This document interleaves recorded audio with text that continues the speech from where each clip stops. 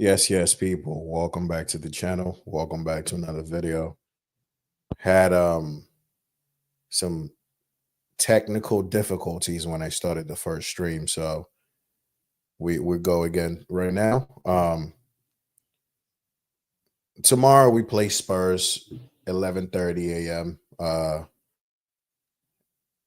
And I think this is an opportunity for us to really close a gap on Liverpool. Liverpool have been basically the freak train this season. Liverpool have been impressive, Unfortunately for them, today their game was kind of postponed. So Chelsea, Arsenal tomorrow, we have an opportunity to basically close the gap on Liverpool. And I believe this is an opportunity that we should not really be, messing about with, because I think we win tomorrow, we go 4 points behind Liverpool. I mean, you never know what's going to happen in this Merseyside derbies. You know what I mean? So whenever they decide to, replay this game, Everton might actually have something for Liverpool, and then, getting the points now just comes in clutch later on. But this is one of those games tomorrow where, for me, I am cautiously optimistic and confident because we've been playing really well. Maresca's been able to kind of handle, the pressures of being the Chelsea manager. He's been able to just keep the players just engaged. It's when you have such a very talented squad and certain people don't really get to play most of the time, it could be a bit difficult for a manager. But I think he has done a great job. He's really had us in a good position. I mean, compared to like last season, where Pochettino was just on some bullshit with his team. Maresca's definitely come in and he's shown us that we are so much better than we were made to believe last year. We're stronger than we were made to believe last year. And a lot of these players, like we've always been saying, are actually ballers. These are good players. As young as they might be, I think you're starting to see the quality. Your Caicedos, your Cole Palmers, who most people were saying was going to be a one season wonder. You see him really stepping it up. Colwell is growing into his own. Nicholas Jackson, who, by the way, has been one of the most disrespected forwards in the Premier League over the last, 18 months or so. I mean, yes, Jackson definitely had, his moments last season where you could see the inexperience, the rawness in his game. And I think people typically tended to forget that was his first season in the Premier League. Jackson is only like, what, 22, 23. So it's not like Jackson always had that experience as well, even when he played in Spain with Villarreal. So he was really put in conversations with your Darwin Nunez's and your Rasmus Hoylands, and it's kind of like it's a disrespect to Jackson. And I'm very proud that this season he's definitely really stepped it up. Like a lot of these, confident finishes we're seeing this season, we weren't seeing that in this his game last year. But it's honestly, all in all, it's been very impressive that Maresca has been able to just have these guys play their football and they're confident and you can see it. But tomorrow's game, Spurs, away. I mean, we call it 3 point lane, right? We always go over there and we get 3 points. The scary part about that, though, is Tottenham have been as inconsistent as well. They will go beat Man City 4-0, slap United 3-0, both games away, by the way, and then go lose to an Ipswich Town, go lose to Bournemouth, which, to be fair, Bournemouth away this season has not been an easy game for any team.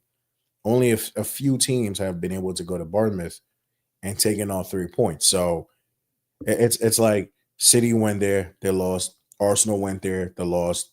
So Bournemouth away is it's really a difficult game. So I'm not even going to try to troll, I'm not gonna try to troll Tottenham like that because I think you got to respect and give credit to Bournemouth. But on the flip side, whenever they have these bad games against the so-called lesser teams, they show great determination and they really bring it on when they play the bigger team. So that will be my concern for tomorrow, where it's kind of like, okay, who are we really going to like play against? Which kind of Tottenham? Is it going to be the Spurs that showed up a couple of days ago against Bournemouth, or is it going to be the Spurs that shows up against Man City and Man United? So tomorrow, definitely, yeah, it's going to be it's going to be an interesting game. But let's go into my starting 11 that I would field for this game because I think right now you could legit put anybody in this team, and I think they would perform. You all also got to remember, Reece James is not, she's not available. Reece James is injured. Fofana, as per Maresca, is going to be a few weeks out, just like James. So I think for now, we just kind of we roll with what we have, and I think we have enough coverage, to we have enough to be able to see these guys play well. Tomorrow, I know the formation is really going to be a 4-2. On paper, it's going to be a 4-2-3-1, but realistically, it's going to be what? It's going to be a 3-2-4-1. So give me 1 second. There we go. So I think this is how the formation is going to look on paper. Let me share my screen. And we're just going to build this team real quick. We already know who Maresca is going to play tomorrow. So there's really no, trying to act like we don't know. Sanchez in goal. People will argue they want to see Jorgensen. To be fair to Sanchez, in the last game we played against Villa, he was on form. He put that team on his back, made some good saves. So I think he deserves to like start this game again. I think when Jorgensen came in, a matter of fact, give me a second. When Jorgensen came in, I think Jorgensen he did his thing, but Maresca is just showing this blind fate in Sanchez all season. So I think that's probably who we're going to see again. Let's just remove. Give me a second. 2 minutes. Let me get this team set up really quickly. But in as much as we want to see Jorgensen, we just know he ain't really going to play in this game. Um, but it's a good thing to have, though. It's good competition because you have two goalkeepers that are in good form. You look at other teams and you look at other players, and they're still trying to figure out who should be what you call it, that number one goalkeeper. I mean, today we saw Onana just, that's the good and bad about Onana, like someone like Onana, because he would make a great save and then he's just conceding certain goals, like the second goal, and it's frustrating, and it's rough because he's a very quality player. But Sanchez is going to play. It is what it is. And the three who are going to start in defense, um, Badiashile, Colwell, and Cucurella are going to be your defenders. Like I said, Fafana is out. Badiashile comes in, which it's not necessarily like my favorite kind of pairing, but Badiashile, since he's had good games, to be fair, this season. He's come in, um, and he's not really put a foot wrong. I think whenever he plays with Dasasi, and and that's when he probably makes a lot of these mistakes. I think in this game you can argue that Tosin should probably come in this game as well. Aerial threat, set pieces in both boxes as well. But I think because he played midweek, I think you definitely see Badiashile come back.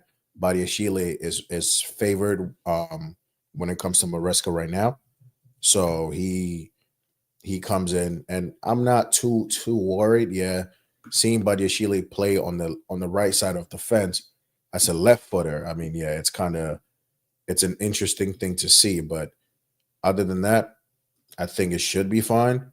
Um, I think it should be fine, but it's just it kind of scares me a little bit still to see Badiashile be, a right sided defender. But I think he'll come in. I think he'll do a good job. So I don't know if you guys can see my screen. Actually, let me just share this real quick. Um, Team is built up, and there we go. So you can see Sanchez in goal, Badiashile right center back, Colwell central center back. Cucurella forms the third part of that defense. Caicedo for me inverts next to Lavia. Enzo has been playing well. Fernandez, they say whole face Fernandez right now is really he's really balling. And look, the form is good, and that's all we can hope for. Because when he's been terrible, you've seen the criticisms against Enzo Fernandez, and in the last couple of games, this guy has really stepped it up on and off the ball. It's like he's playing his football, he's enjoying football freely. He's just, he's being a class act, and that's all we can actually hope for, because Enzo costs a lot of money. Yeah. And when he had his downs a lot, we questioned how we were going to move him on. It's just like how do you get rid of a player like Enzo Fernandez? Maybe you could get rid of him and send him to Real Madrid, but it's like you spend so much money. What else can you do? So it's nice to see him in form. I don't think Maresca could drop him right now. I don't think Maresca should drop Lavia out of this team, and Caicedo as well. Arguably our best player this season, Cole Palmer, Jackson, closely follow, and Cucurella as well. But it's just you want to win that midfield battle. Tomorrow, I think Spurs with their midfield, they might go with Basuma, Sar, potentially Madison, and then you might you might see Kulisevsky on one of the flanks. You're going to see either Johnson or Timo Werner on the other one, and Son up front, or you might see Kulisevsky start, Son on the left, Solanke through the middle, and your midfield three, Madison, Sar, Basuma. You need to have Caicedo, Lavia, Enzo in that midfield. You want to dominate that midfield. You want to suffocate Spurs. You want to press these guys into making mistakes. When you look at their center back options right now, potentially Romero might be available, maybe not. But again, how fit will Romero be if he's, Ange decides to just throw him into this starting lineup? But it doesn't really matter. You want Jackson, you want Palmer, you want Neto, Enzo, Sancho. You want all these guys to just be counter pressing, winning that ball back, and just being dangerous. If you have a defensive partnership of Dragusin and maybe like Jared Spence, if Romero's not able to play, then Spurs are going to be in trouble. You might even probably see Basuma playing as a defender if Ange really wants to go that route. But it's not looking good for Spurs, which is why for this game we really should go in and go for the kill. You win this game against Tottenham tomorrow, you get the points on Liverpool to now 4 points. Yes, Liverpool have that game in hand, but it doesn't. It puts pressure on Liverpool, because if Liverpool lose their next game and Chelsea wins their next game, now you're only a point behind. Even with that game in hand, it's still a bit shaky for Liverpool now. I'm not saying we're in the title race, but right now it's about collecting points, enough points to be able to be comfortable wherever you're at. I know people want to hear Chelsea fans say, hey, we are in the title race. I don't believe we are, because one, we have a very young team. Two, you need defense. You need defenders to win your titles. We ain't got a title winning defender. a set of defenders or a defense. Sanchez, I don't you look. Do I think you can win a league with Sanchez? I don't believe so. You might get some wins. Sanchez will win you points for sure. He will definitely cost you points as well. But I don't think you win a title with Sanchez as your goalkeeper. So I don't think we're there yet.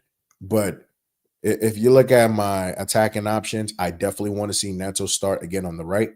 I think since he's been in the starting 11, the competition between him and Noni, you're going to see it, you know, kind of flourish a lot. Noni for me didn't really I think midweek he really should have staked his claim to be starting against Spurs. I thought he was very wasteful, but look, Maresca is crazy enough to go with Neto on the left, Noni on the right, Sancho out of this team completely. I would play Sancho because he only got a few minutes midweek, got his first goal, confident.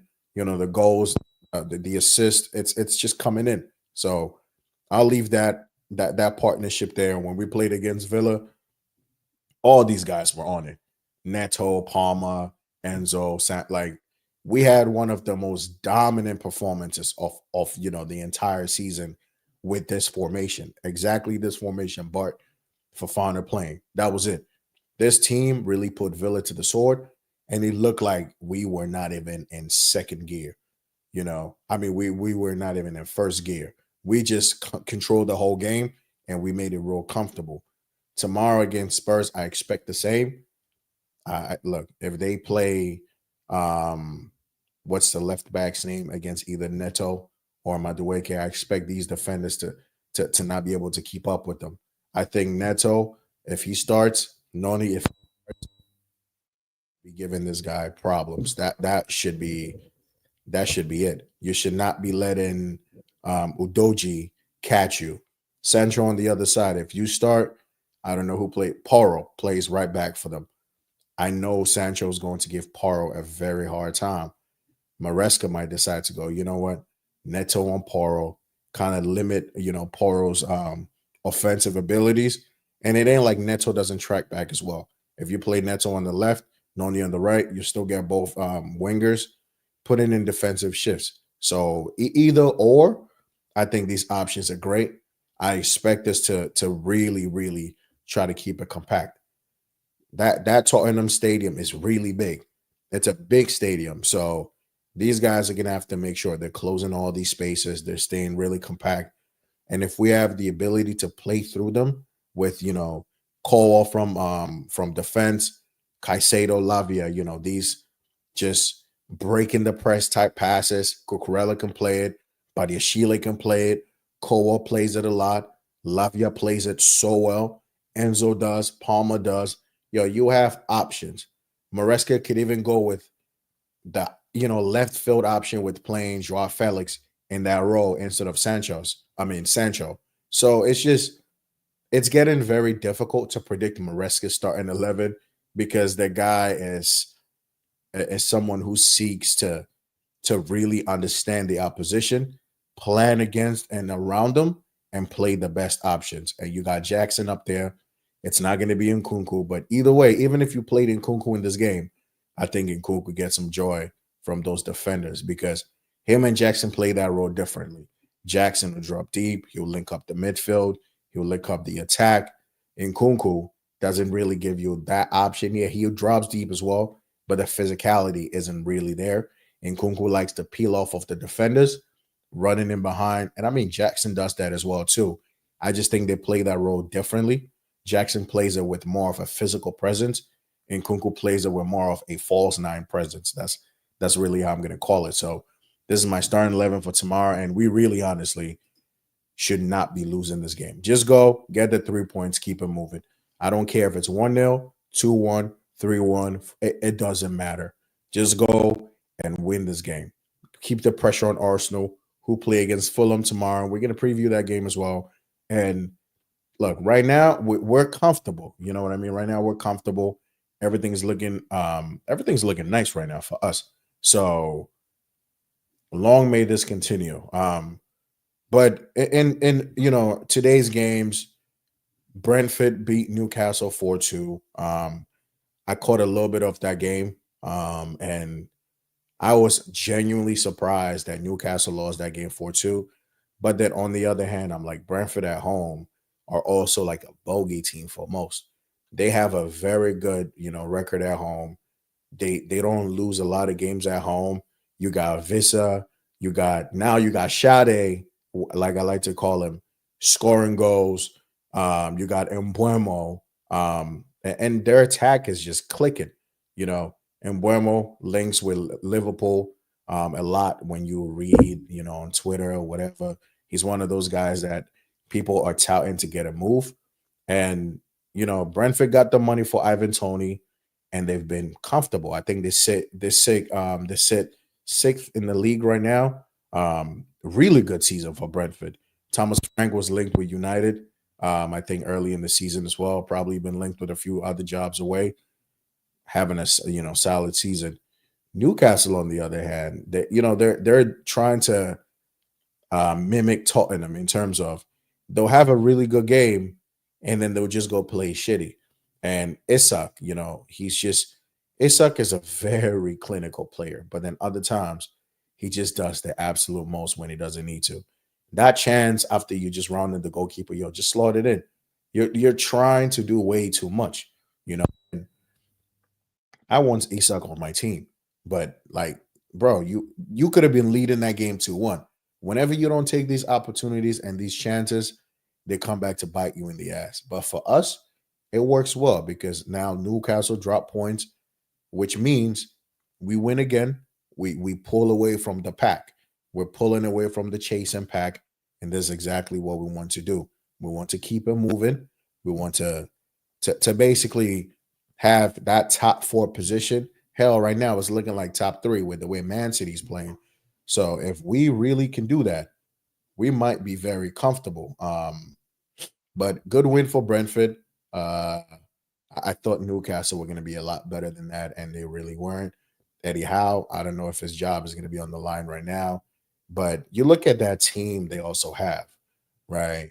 Kamarash, Joe Linton, Lewis Hall, Livramento. Like, that's a good team, and you think they'll be doing a lot better. You think they'll be doing a lot better right now, but it's just, I don't know. I guess they're really suffering from their own previous success. It's just it's tough to see, but it's good to see at the same time that you might be here today and tomorrow someone else is taking your spot. When the season started, we weren't even being put in the top four, top five by other people. Newcastle was being put in fifth place and all these other teams. And it's just interesting to see like the development so far throughout the season. Man City continued the bad form again, away to Crystal Palace, drawing 2-2. Should have could have lost that game arguably. And they also had Rico Lewis sent off. I don't know what's going on at Man City right now. This is something we can't even fathom, to be honest with you, because we've never seen a Pep Guardiola team looking this scrubbish in a minute. And it's peak, man. It's getting to that point where you're asking yourself, can Man City really be falling out of the top four completely? Because teams are catching up, and it doesn't look like their form is going to pick up anytime soon. But what I don't understand though is, what does Jack Grealish have to do to get a game in this Man City side? I mean, clearly, Nunez on that left wing is not working. Bro, it's not working. Why don't you just put him in midfield? Yeah. Play Nunez as a midfielder. Put Grealish in midfield as well. Take out Gundogan. Because right now it's like you're playing 10 against 11 with Gundogan in that team. He ain't got the legs no more. Gundogan, when he came back, we really thought, oh yeah, it was about to be a 5P. The prodigal son returns home, goes to Barcelona, does his thing, comes back. Man City walked the league. If Rodri was here, yes, you see a better version of Gundogan because he doesn't have to do all this running and his age does not show. But Rodri's not here, and Gundogan is drowning in that midfield, honestly. So play Grealish. Like, there's no reason you should not be playing Jack Grealish. He could have been driving that Man City team up the field, winning fouls, little fouls here and there, being creative, giving you like a sustained period of time, maintaining possession. When you go away and you play against team like Crystal Palace, you play against teams like, your Brentfords, your Forest, you need players who can alleviate that pressure. You need to have someone who's an outlet. In this game, should have played Grealish off the start. Should have played Doku as well. Like, Doku is not everybody's cup of tea, but yo, right now, whatever you're doing is not working. So what do? You got to play Doku. You got to play Grealish. Savinho is not doing anything for you. Take him out of that team. Bernardo Silva, it's not doing much for you. Take him out of that team. Bro, it really could be that simple. You go midfield. Nunes, we're not gonna say we know better than Pep Guardiola, in it. We don't know that. But I think it's just very interesting that, but big up Solomon was good. Um but it's just interesting that, like, your midfield could really be so just simple. Like, play Nunes, play him midfield, play De Bruyne if you want to, play Grealish. Bro, bring some flair and creativity into your team. Like, it's kind of sad seeing Man City being like this. Like, I really have no rivalries with Man City. So even if they won five, it doesn't really bother me. I think you look at Man City and it's kind of like, yo, you know what? You're that guy who, you got the money right now and you're up. So, we don't really have no real history with you. Like, the real historians for us has been Liverpool, Arsenal, Man United. These are the teams that we've been beefing for time. So Man City winning right now, we're like, all right, whatever, man. Just get your lick in and keep it moving. Because genuinely, people don't really care about Man City that much. Maybe United fans do. But other than that, it's kind of like, yo, simplify this shit for yourself, man. Gundogan ain't running, and I know Nunes will do a lot better in that midfield. De Bruyne, bro, it's just looking his age. That's the thing. This City team is looking their age. And I saw somewhere someone said, Pep has this loyalty to these guys where he felt like his dominance was always just going to continue. Like, I'm Pep Guardiola. My Man City team is just they're just going to keep doing their thing. So when he had the opportunity to let someone like a Walker go to Bayern Munich, they kept him. Went back, brought Gundogan. He could have refreshed his team and could have did a lot better. Because I don't know this season, Man City really might be in a top four race, and they might fuck around and get out of the top four. That's how strong a lot of these teams are. You're looking at your Brightons. Brighton have been on a good run of form as well. They could creep up into that top four. You know, I don't know about United, but we'll talk about them in a bit as well. It's just, I don't know what's going on with Man City, but it's just, bro, it's looking peak. It's looking peak, man. So it's just, yeah. I honestly, this is kind of shocking. Um, but I just dropped the link in the chat. If anybody ever wants to come on, let me know. Hop on the stream. But yeah, Man City, they need to do better. And I think Man City is one of those teams that they really could do with the January transfer window. I think Pep needs to get a midfielder in. I know there's been links to what's his name, Zubamendi. Does Zubamendi come into this Man City team and give them what Rodri does? I don't think so. I think Zubamendi is a complement to Rodri. I know when Zubamendi kind of came in and filled in for Rodri in the Euro finals, he just slaughtered it. But because that team just was different, bro. That team, you got your defenders who were just playing well. So you could just bring Zubamendi in and slip in, and you know, it's not just a midfielder, but I think Man City's midfield is just being ran through. Like they're just being opened up. If Palace can have Will Hughes, Jefferson, is it Lamar? The number 8. If you can have these guys just running through your midfield like that, bro, it's a problem. And you know what's so crazy? Like we played Man City early stages of this season when we just were getting our shit together. And they slapped us 2-0 at home. And now everybody's just coming to City, taking the game to them, and they're just beating them up, you know. So I don't know. And even with their attacking players, like honestly, I think Pep is making this very difficult. He really could just play Grealish. Like in the last game, who did they play in their last game?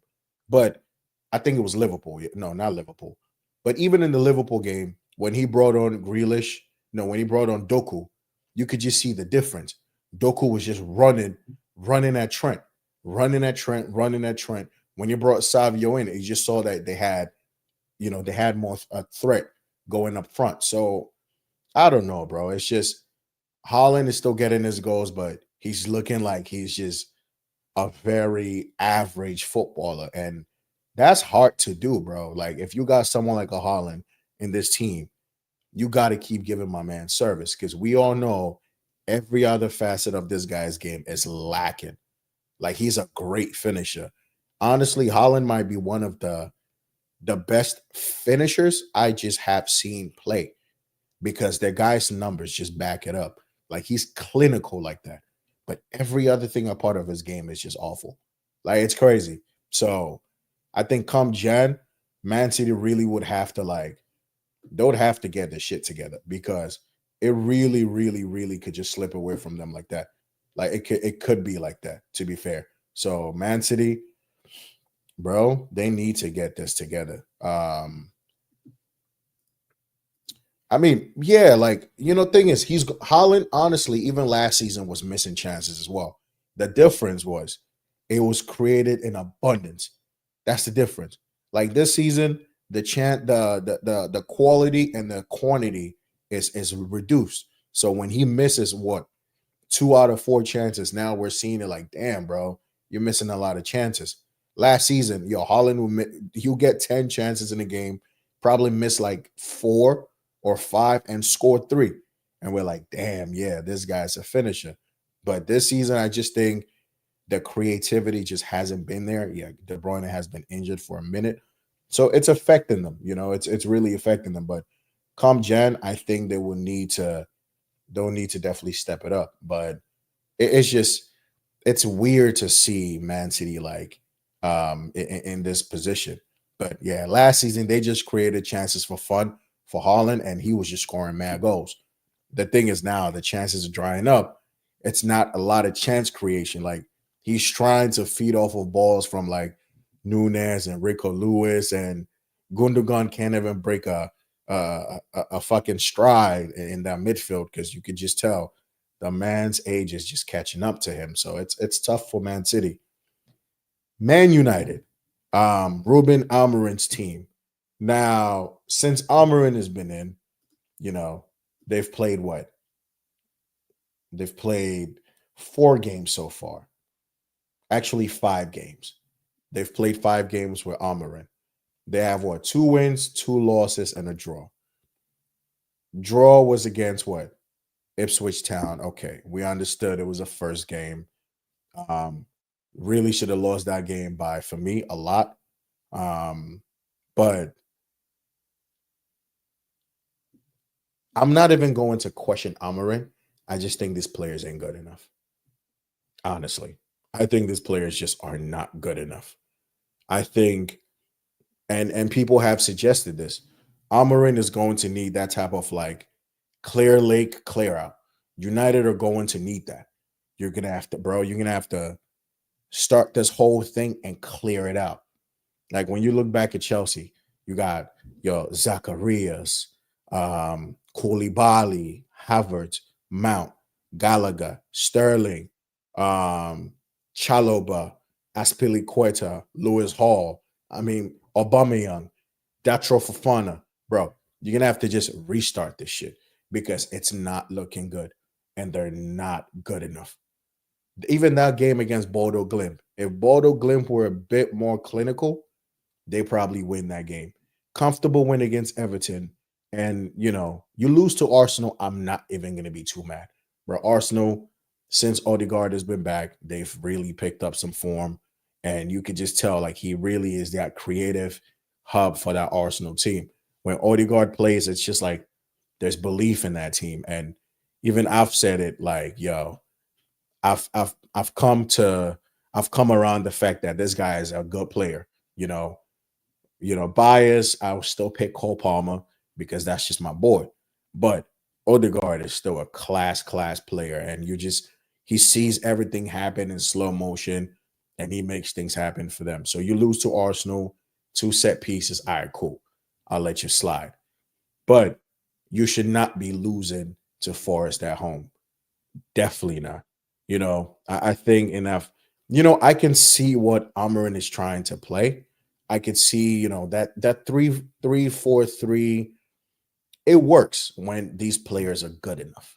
Okay. So I think one of the slight changes for me I would have made if I was him, I'll take Delict out of that central center back role.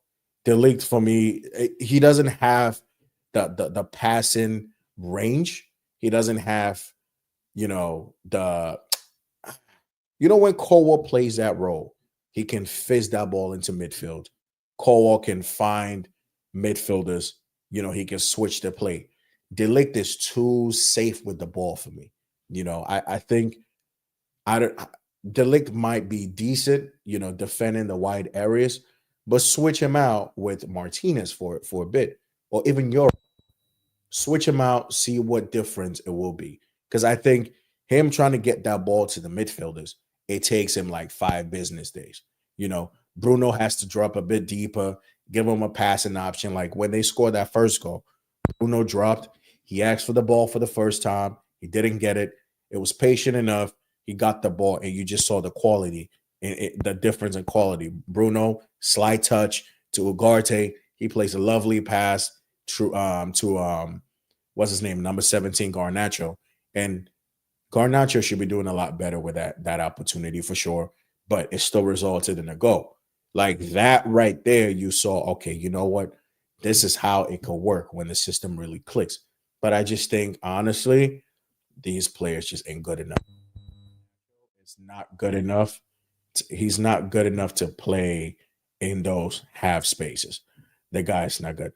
Ahmad, the interesting about Diallo is I like him playing that wing back role because I think you let him have a lot of the ball and you let him attack his fullback. Ahmad 8 out of 10 times will create something really good for you. I'm okay with Ahmad playing on that side. But on the left, you need to get Dallo out of there because Dallo ain't that. He's not creative enough in that role for me. You need somebody who can just do a bit better because now they're playing technically as your wingers. In possession, they're going to be your wingers. Out of possession, they got to be defenders. But I just think Dallo just ain't got that quality in the final third to play that role. And when I look through this United team, I'm like, who really could play that role? Luke Shaw could have did that for them, but Luke Shaw is never available. Malacia could do a bit of that for them as well. But Malacia and his injury problems as well, it ain't sustainable. So it's just, I honestly, try Anthony over there maybe. Play Anthony in that position. It might be good, but I just think United I don't know, bro. I think the players are just I just think they're not good enough because we said the same thing about Chelsea. We say, you know what? No, well, actually, we said when the manager changes, because we just knew Pochettino was a terrible manager. We said when a good manager comes in, we're going to see an upturn in form, and rightly so. We have a new manager's coming, and you're still seeing some of these guys just not being competent. Like Rashford cannot play those inside forward roles for me. I think he's not someone who plays well in tight spaces. Um, Rashford really isn't a creative player. Like Rashford plays in a team that are going to be in transition off the last defender, running in behind. So him playing one of those 10 roles, it's not gonna work. Hoyland, see, Hoyland should ideally should be able to play as the number 9 for United, and he does get goals as well. But he spends a lot of his time just being too physical with defenders. Like sometimes you got to just be able to use your body well, spin in behind, and give your midfielders, your attackers, you got to give them an option to be able to slip that ball to you. And it's just for this, I don't know, bro. Hoyland he's not that flexible of a player. I think he definitely could in the future be like a decent option for them over there. I don't think Xerxes playing that role um, is going to be the long term goal as well because like Xerxes doesn't look like he's a quick player. Xerxes looks like a Giroud type of player where it's not really pace. It's more of like intelligence of space. It's like spatial awareness and intelligence being in the right position at the right time, which he's not even there yet. So it's an interesting conundrum. It's like you can't play Xerxes through the middle because he's not really going to be stretching the pitch for you anytime soon. Yeah, he has like some lovely touches and his passing can be decent, but it's like I want my number 9 to have all those facets of their game, and I still want you to be able to get into the box and make a difference. Like last season, we saw Jackson doing a lot of that. Outside the box, we said everything Jackson did in the build-up was fantastic until it got to the last third of the pitch, and that's kind of what I'm seeing with Xerxes right now.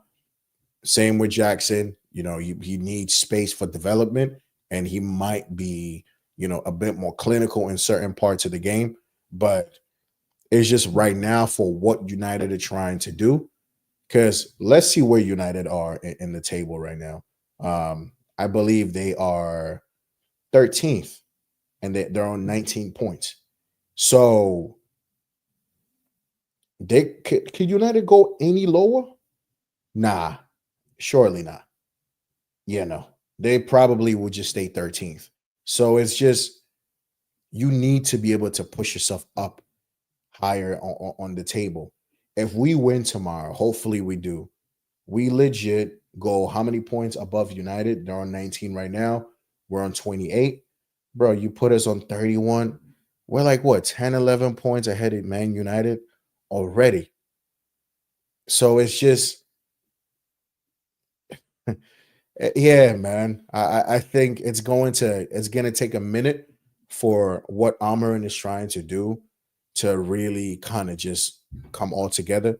I could see the plan though. I could see how it could definitely work because when they do play out of the press and then they get the ball to the wide areas, you see a lot of options opening up.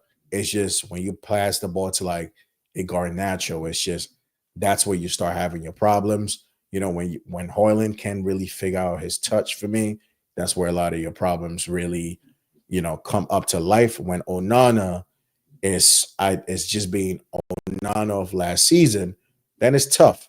You're trying to really build up and you're trying to come up the table, and it's looking like, fam, this is like what we were last season. No matter what game, if we won or lost or drew, we just stayed 12th, 13th. This was our story last season. No matter what we did, bro, no matter what we did, we stayed there. Like stayed there. And it was nuts, bro, because it was like you could win 2 games and you're not going anywhere. And that's what honestly United are going through right now. And if I look at their next set of fixtures, um it's just does it get any easier? You know, Next, they play Man City. Next, oh my God. They play Man City next Sunday. The Thursday after that, they play Spurs in the Carabao Cup. And then they take on Bournemouth at home, which I expect them to win, obviously, because they're playing at home. I mean, Bournemouth have a decent away record, but I think at home, I mean, they have a good home record. Away, they could get slapped up a bit. But I mean, don't get it wrong. They also went away to Wolves and beat them up. And then after that, they go away to Wolves and then Newcastle and Liverpool. So their fixtures, like Solomon said, just it gets harder. It does not get easier.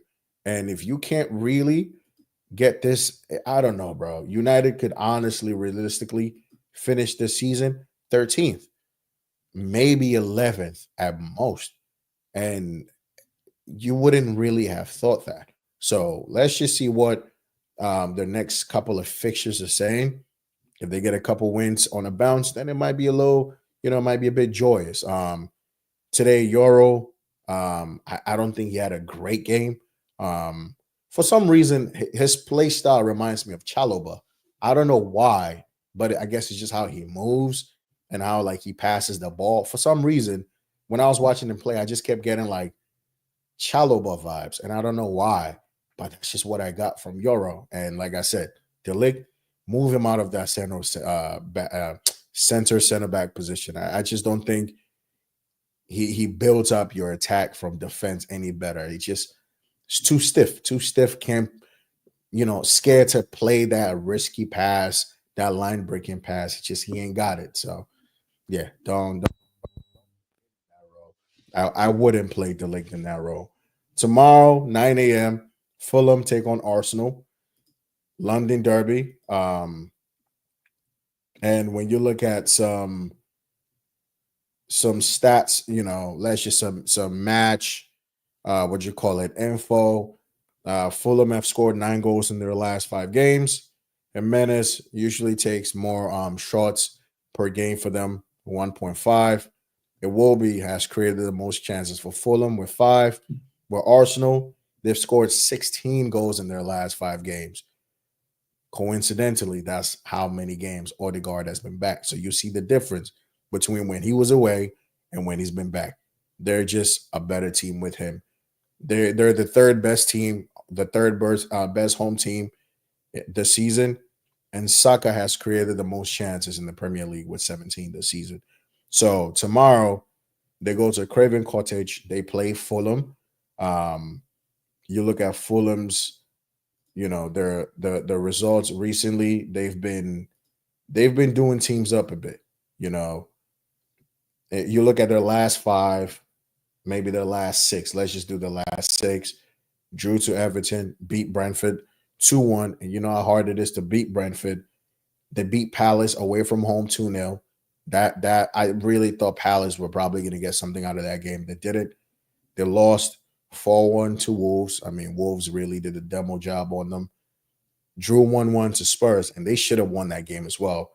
And then they beat Brighton 3-1. So Fulham ain't coming in on no type of like shitty form.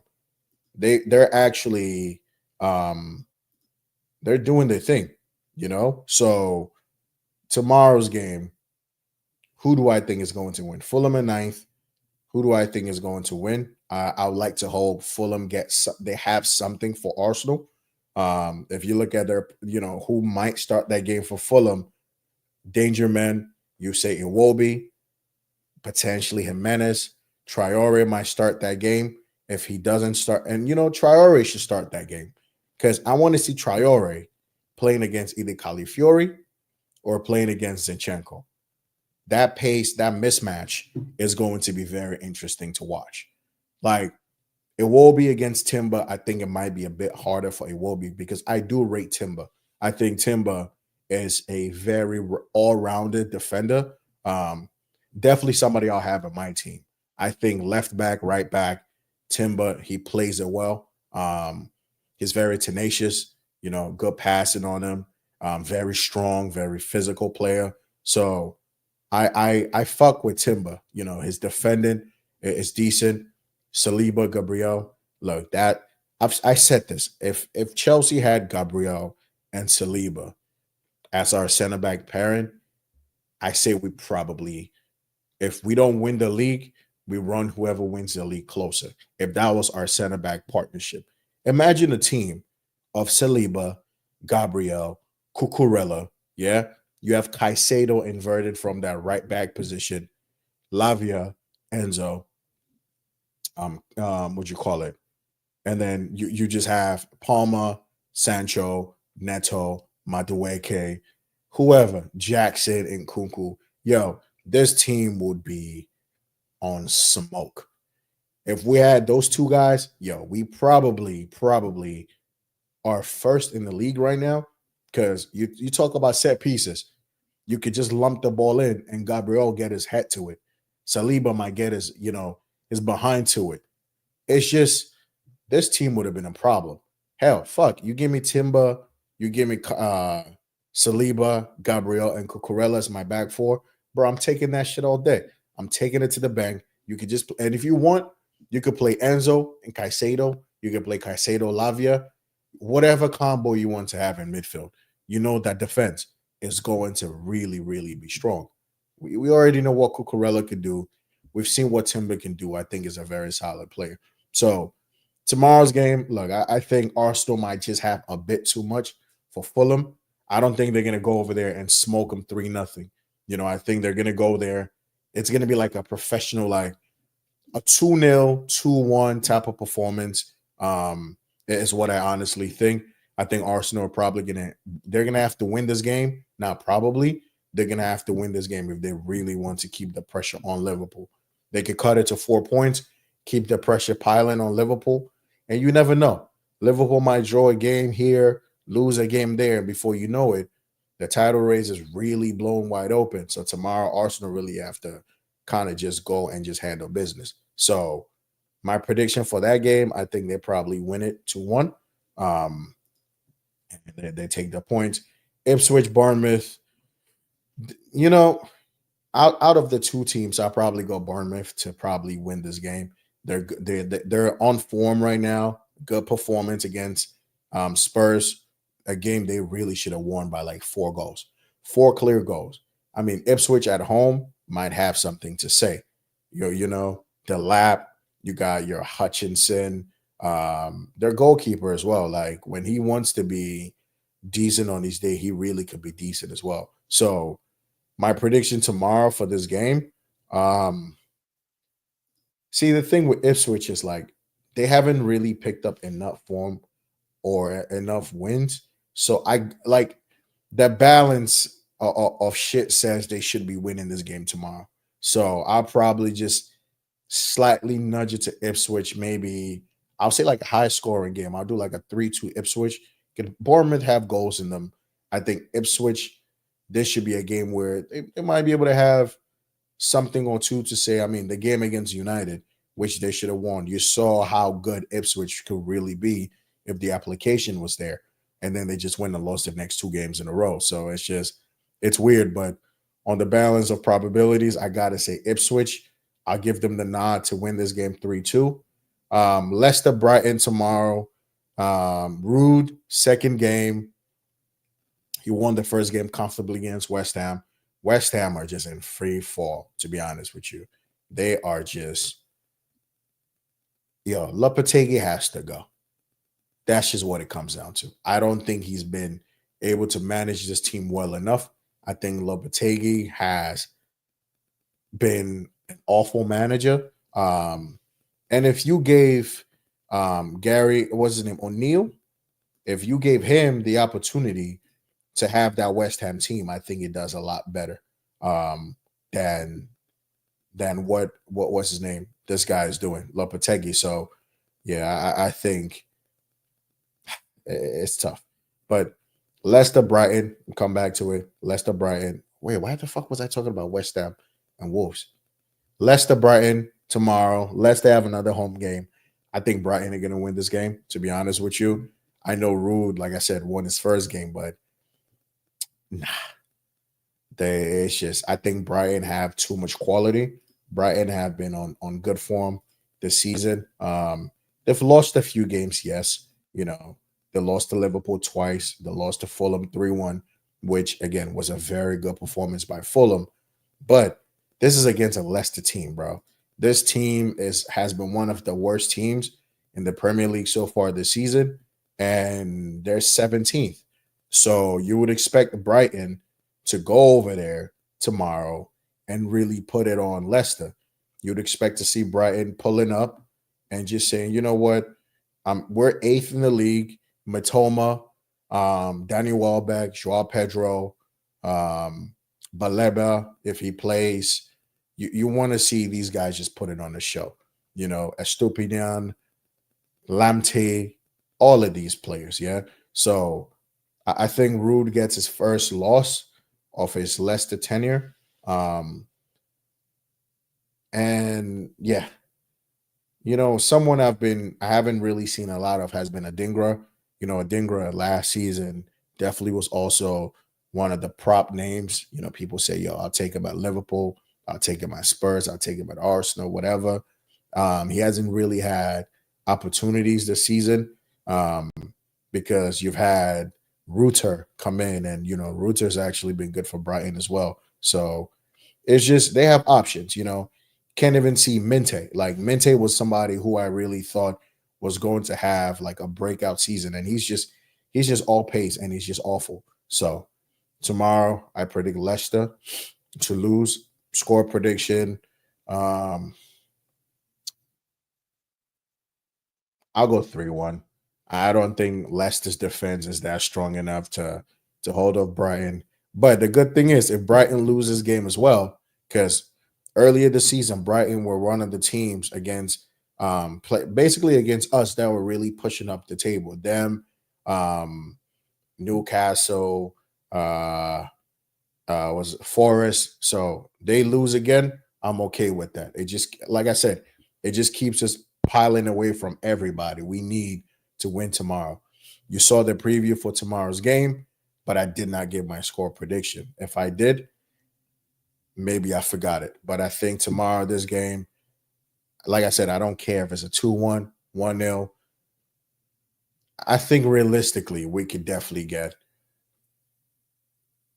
um, I think we could get 4 goals in this game. Um, I think we win 4-1. 4-1, 3-1. Do I think we're in the title challenge?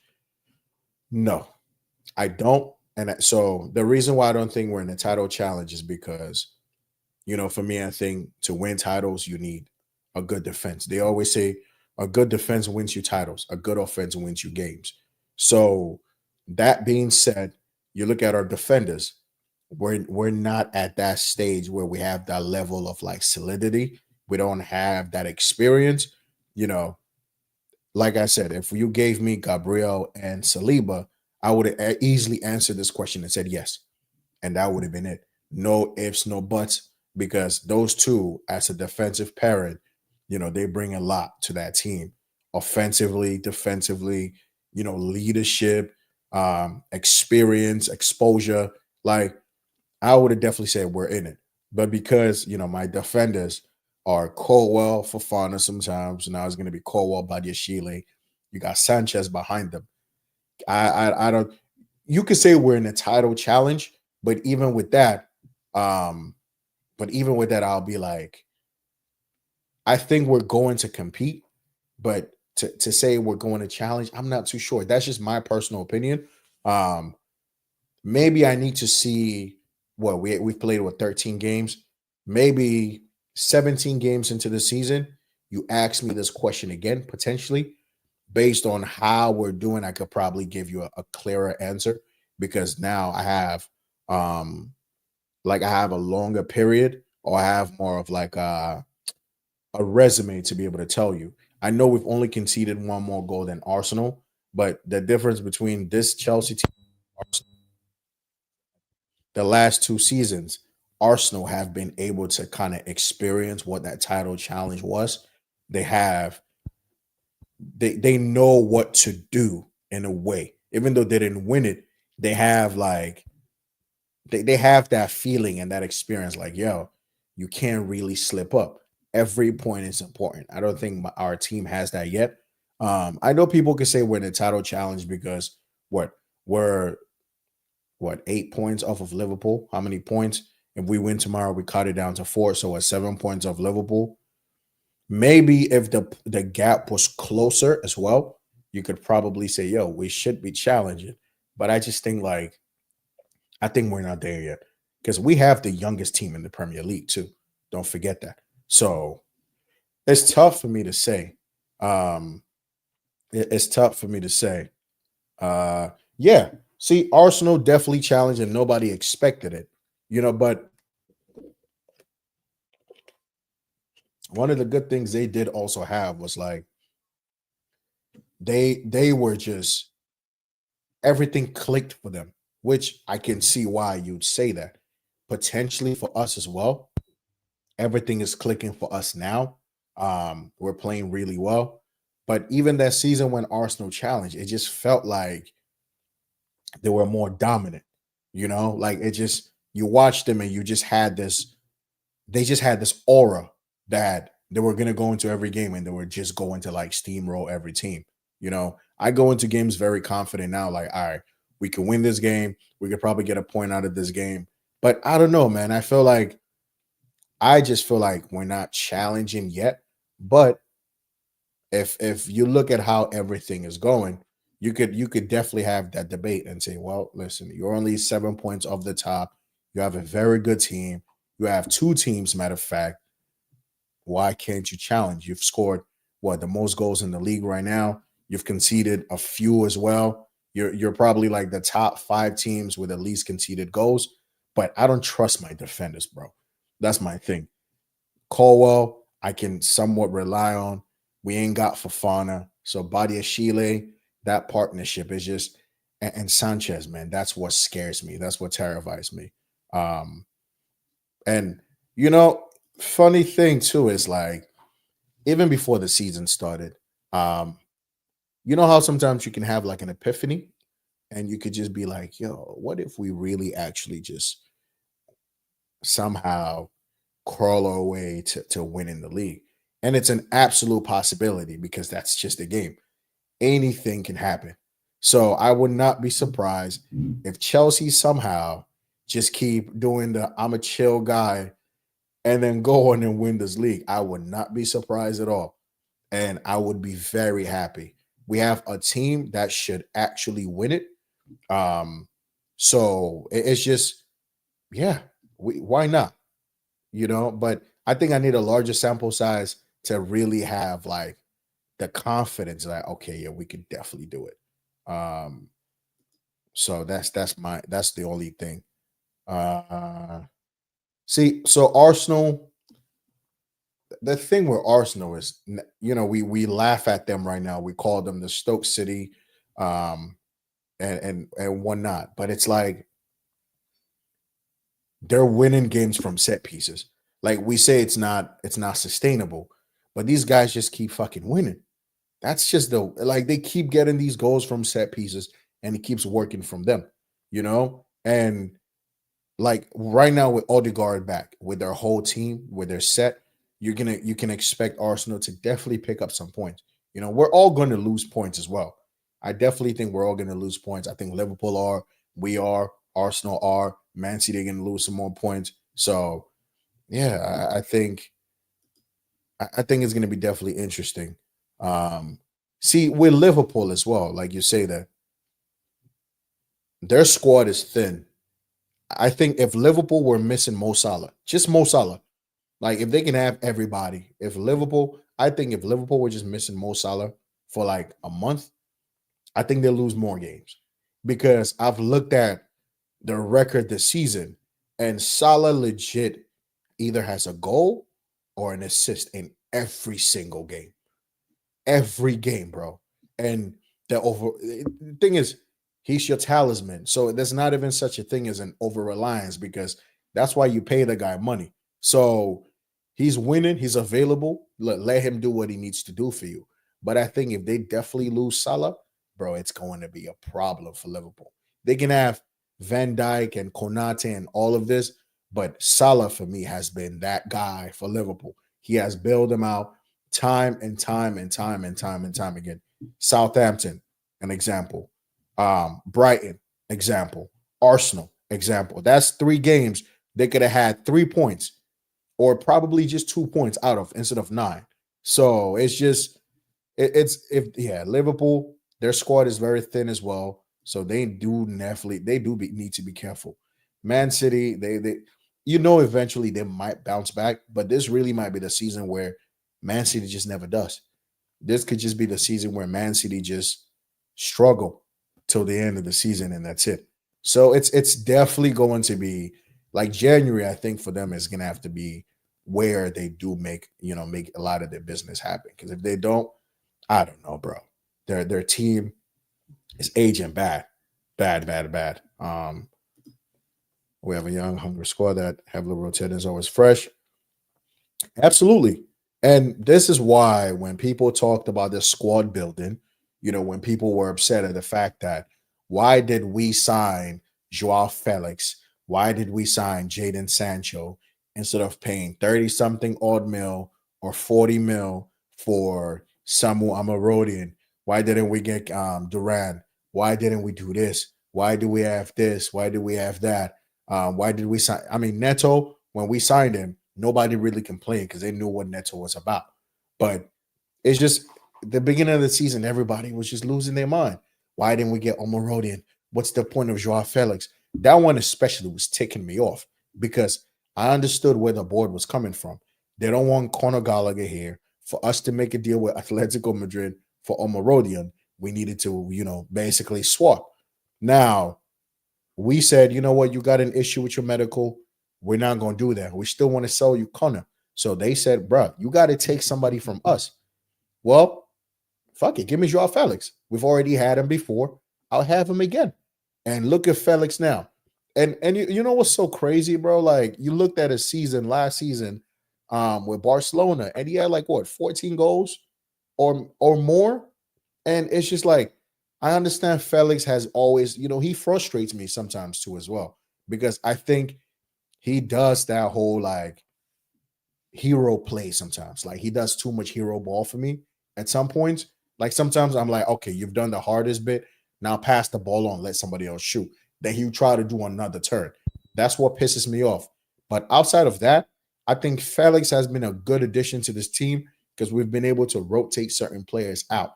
You're able to keep people fresh. You're able to keep people ready, and you're able to minimize injury. And one of the biggest things that Claire Lake also did was giving us a new medical team. They definitely heard the concerns, and they were like, "All right, bro, let's freshen this shit up." So, in as much as they did some shitty stuff in the beginning, they definitely deserve their flowers right now. Joe Shields, what's the other guy's name? When Stanley, these guys definitely have been putting in the work. They've put in the work, and I'm excited. You know, but we do have a very young team. We have a hungry team. Someone who's also been slowly but surely picking up form for me has been Mikhailo Mudryk. I know he's also not people's biggest cup of tea, but you like someone like Dawn. If you don't know Dawn has always said, yo, Mudryk has always just needed that coach to elevate his game. And to be fair, when Mudryk came in, we had Graham Porter, we had freaking Frank Lampard, we had Pochettino, who, by the way, still remains the worst coach we've ever had. Worse than Graham Porter, to be honest. Even though we didn't really get that many points with Porter, I think Pochettino was just awful. But when you have a good coach who brings a good structure and who's able to just work with the players you got, you're fine. You're good. And this team is good. It's just the defense that worries me because I would have definitely had more chest for you about the title challenge thing. And honestly, I think Salah, like I said, Salah is he's really the biggest asset for Liverpool right now. Because if he's not scoring, he's assisting. And that's it. A lot of our team does have hero ball, Madueke, Palma, Felix, Mudryk. That true, but see, the reason why Palmer doesn't Palmer will always have people who are like he's not good enough. Yeah. When he's having like those patches where, against big teams, he's not performing. But because Palmer has shown us that repertoire of just performances and he has the goals and assists to match it, people give him more of like a leeway. Palmer is your talisman, and Cole is always going to play when it's available. So with him, when he does like the hero ball stuff, he's going to either get a goal later, create something. Felix, it's like hit and miss. And he hasn't really built that kind of credit in the bank to just be playing around because Palmer's always going to be picked. You're not. So if you don't take your opportunity and you're trying to just make everything too difficult, you're just hurting your chances in the end. You know, Palmer's always going to start, So it's just, you got to pick and choose your moments. Like when you do it and it works, yay. But if you want to go back and do it a second time because it was so nice the first time and you don't do shit with it, that's where I have a problem. Noni as well. Like the last game against Southampton. This guy should have walked away with the match ball. Should have had like 5 goals, 4 minimum, 3 least. And it wasn't it. Um, yo, AVB, bro. I remember this guy's time when didn't we sign? We had Juan Mata, we signed Lukaku from Anderlecht. We had Didier Drogba, Frank Lampard, Mikel Obi, and this guy came in and he wanted to just kind of like change everything straight up. Like he just wanted to bench all these experienced guys and just play whomever. He caused his own downfall as well. They really called him the little Mourinho because of what he did with that Porto team. Um, and when you looked at his Porto team, you had Radamel Falcao, who was cooking. No, I don't think we signed. No, we didn't sign Hazard under AVB. AVB left. The season after we won the Champions League was when we signed Hazard. Um, who was our manager that first game of the season? Was it Di Matteo? I'm not too sure. But yeah, we signed. Remember when Hazard posted that thing on socials? I'm signing for the Champions League winner. But even with the team that AVB had, bro, like he definitely should have did a lot better. That guy just kept fucking us up. That's just what it was. He just kept messing us up. But can you imagine if we had Hazard in that Champions League team, bro? Hazard, Juan Mata, yo, we would have been a whole lot better. And one of my biggest regrets for Hazard is like he never really got far in the Champions League with us. Like this is somebody who definitely deserved to win it all with us. Like yes, he won 2 UEFA Europa leagues, and he finally won the Champions League with Real Madrid. But Hazard was just that one guy for me that we should have done a lot better for. We shouldn't have just put him around scrubs, bro. We should have built this team for Hazard. Like you should be playing Hazard with the likes of like, your Alfonso Davises and your prime Liverpool Robertson. Someone giving him that overlapping option. But nah, we gave my man Felipe Luis, who barely saw game time, Marcos Alonso, to be fair, who was one of our best finishers, but as a defender, God bless this guy, so he was awful. Hazard, we gave him, to play with like the Williams and the Pedros, Diego Costa, which that team was fucking strong, at least in the domestic. But when we got to Europe, it was just, yeah, bro. That it's just whenever we went, didn't we get knocked out by what was it? Was it David Luiz? That header in the Champions League, or was it no? Was it David Luiz or Thiago Silva? Yeah, one of them broke our hearts. And it was just, yeah, it was a shit show, bro. I think it was Thiago Silva that knocked us out. It's just, it was unfortunate, man. We never really could carry Hazard to a Champions League. But I just imagining him in that Champions League team where Juan Mata, oh my God, bro. We definitely would have did a lot better. I think we just didn't surround this guy with enough quality. Yeah, see, I knew it was either one of them, Thiago Silva or David Luiz, but we should have surrounded this guy with so much quality, man. We definitely should have, but it's just what it is. This season, yo, Hazard and this team would have been nuts, bro. Yo, Hazard and Cole Palmer in one team would have been a problem. With Diego Costa as the forward, yeah, Costa would have been eaten. He would have been fucking eaten, bro. He would have been eating good. Oh, man, listen. Hazard, man, he's legit one of my favorite players. Hazard is one of my favorite players because and whenever like I hear the Salah comparisons, like I respect Salah for what he's done. The level of consistency and just Salah's been fucking immense, yeah. But like Hazard just had that X factor about him, bro. Hazard will just carry. He legit took us to war, and he was on the front lines, bro. Just it didn't even matter who you were. And that's the good thing about Hazard. It didn't matter who the defender was. It didn't matter if you were the best in the world. It didn't matter. Bro, Hazard was just that guy. Anybody could get it. It didn't matter if you were Van Dyke, Vincent Company, Brian John Terry. Bro, anybody could have got the smoke. This guy was just brilliant, man. And yeah, bro. Yeah, this team would have been disgusting in the Premier League. Oh my god! And then you probably had, even if you give Jose Mourinho this team, he wins you a league with this team, bro. Oh Jesus, bro. The nostalgia is killing me right now because the guy really definitely took his places, bro.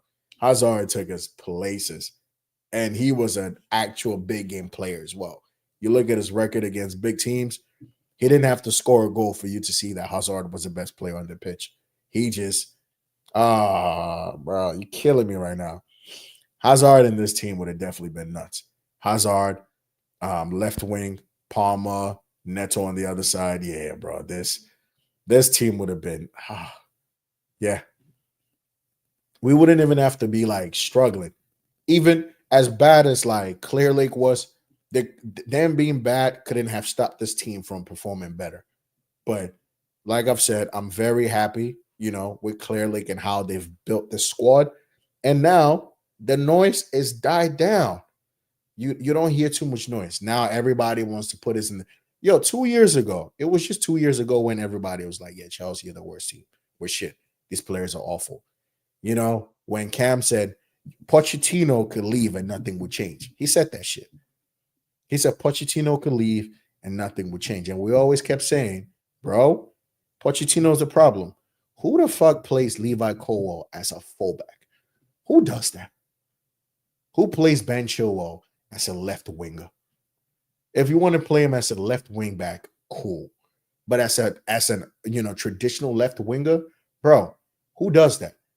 Like till today, honestly, you should hire him, fire him, to hire him and fire him again. Like all them bonuses he was getting, you'll take that shit back because this guy was killing this team. He was just killing us. Pochettino is awful. He's awful. But last match of the weekend, West Ham Wolves. Today there was news that Antonio got into a bad car accident. My best wishes go to him. I wish him speedy recovery. I know they said he's good now. And I pray that it stays the same. At the end of the day, these are humans, these are people. It doesn't matter if this is a rival. It doesn't matter. We just want the best for all these players, and hopefully he's good. Hopefully he's well. And maybe on Monday now, West Ham actually turn it up and win for Antonio. So they play against Wolves. West Ham have been very disappointed this season. I remember before the season started, I said West Ham really could be that team that could really push to being like the top six, top seven. When I saw the signings, I wanted Somerville at Chelsea when we were looking for a left winger because I just knew we can't go into the season with Sterling, bro. I was like anybody but Sterling. So Somerville was an option that I definitely would have taken. When you saw Somerville in the Premier League with Leeds, you saw some of the quality. In the end, we didn't get Somerville. We got Jadon Sancho. I'm happy with Sancho, but this West Ham team has really been very disappointing. And on paper, they really are like the top 8 teams. They should be in that top 8 just by paper. That they just have a good set of players. It's just the application is not there. Like I said, Lopetegui, he's got to go, bro. You give Glasner this team, I think he does better. So it's just they just got to figure it out. But at home to Wolves, I expect them to win. Like, bro, you got to win something. Eventually, you got to win some games. Like, eventually, you got to win some games. You've lost two back-to-back games, bro. You cannot lose again at home to Wolves. Like, it ain't like Wolves have been scintillating as well. They've also lost the last two games. So you're playing at home, bruh. Just get the 3 points. Just do your thing. If that egghead would have gotten Felix last summer, Palma and Felix worked on the partnership this season, would have been fire. You know, Poch, I understand it now, bro. I understand it now. You know how we have there's this basketball player when he goes, I understand it now. He's a trainer. You just know he was bank on the money. Poch just never understood it. He just never got it. He always just wanted road runners. It's just that's just what it was. He wanted people who could just run for days and just keep fucking running. That's it. You have a player like Joao Felix on the window, and you go, yeah, I don't want him. When the season before he was one of our best players. Like, how does that make it? How does that even make any sense? The season before, he was one of our best players. You had Havertz, you had Gallagher, you had Raheem Sterling, you had Aubameyang. Felix was one of our best players. And you come in and they tell you, yo, you can have this guy. And you go, nah, I don't want him. Bro, what? Like I said, I know people, Felix is not everybody's cup of tea. But like Maresca has said, players like Joao Felix, Cole Palmer, you know, Martin Odegaard, these are players you pay money to go watch. You know, these are people you want to see because you know they create something out of nothing.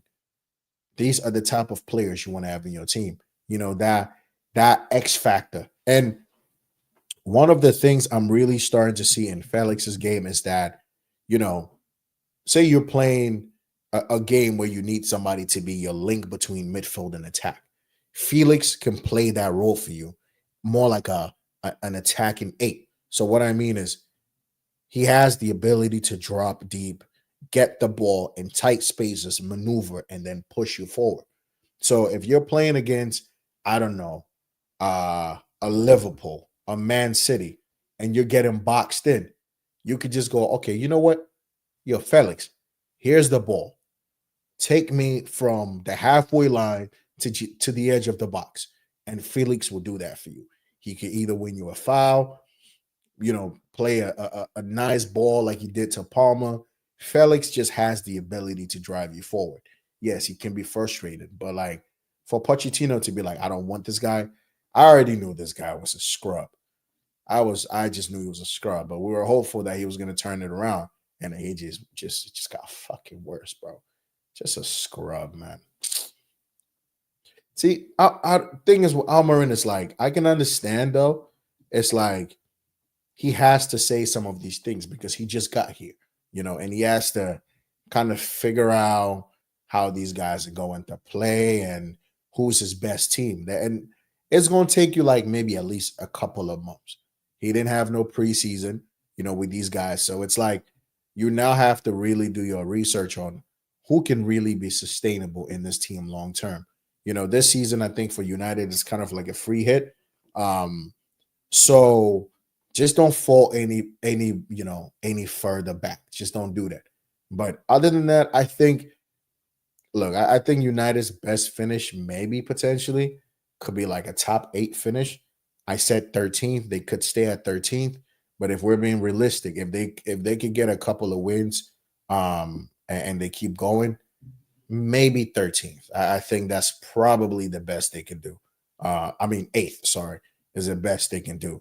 But we'll see, man. We'll see what Amarin is made of because right now, bruh, this is his, you know, this is this is Amarin's time to kind of just show us what he's made out of. And right now, it ain't looking too good, you know.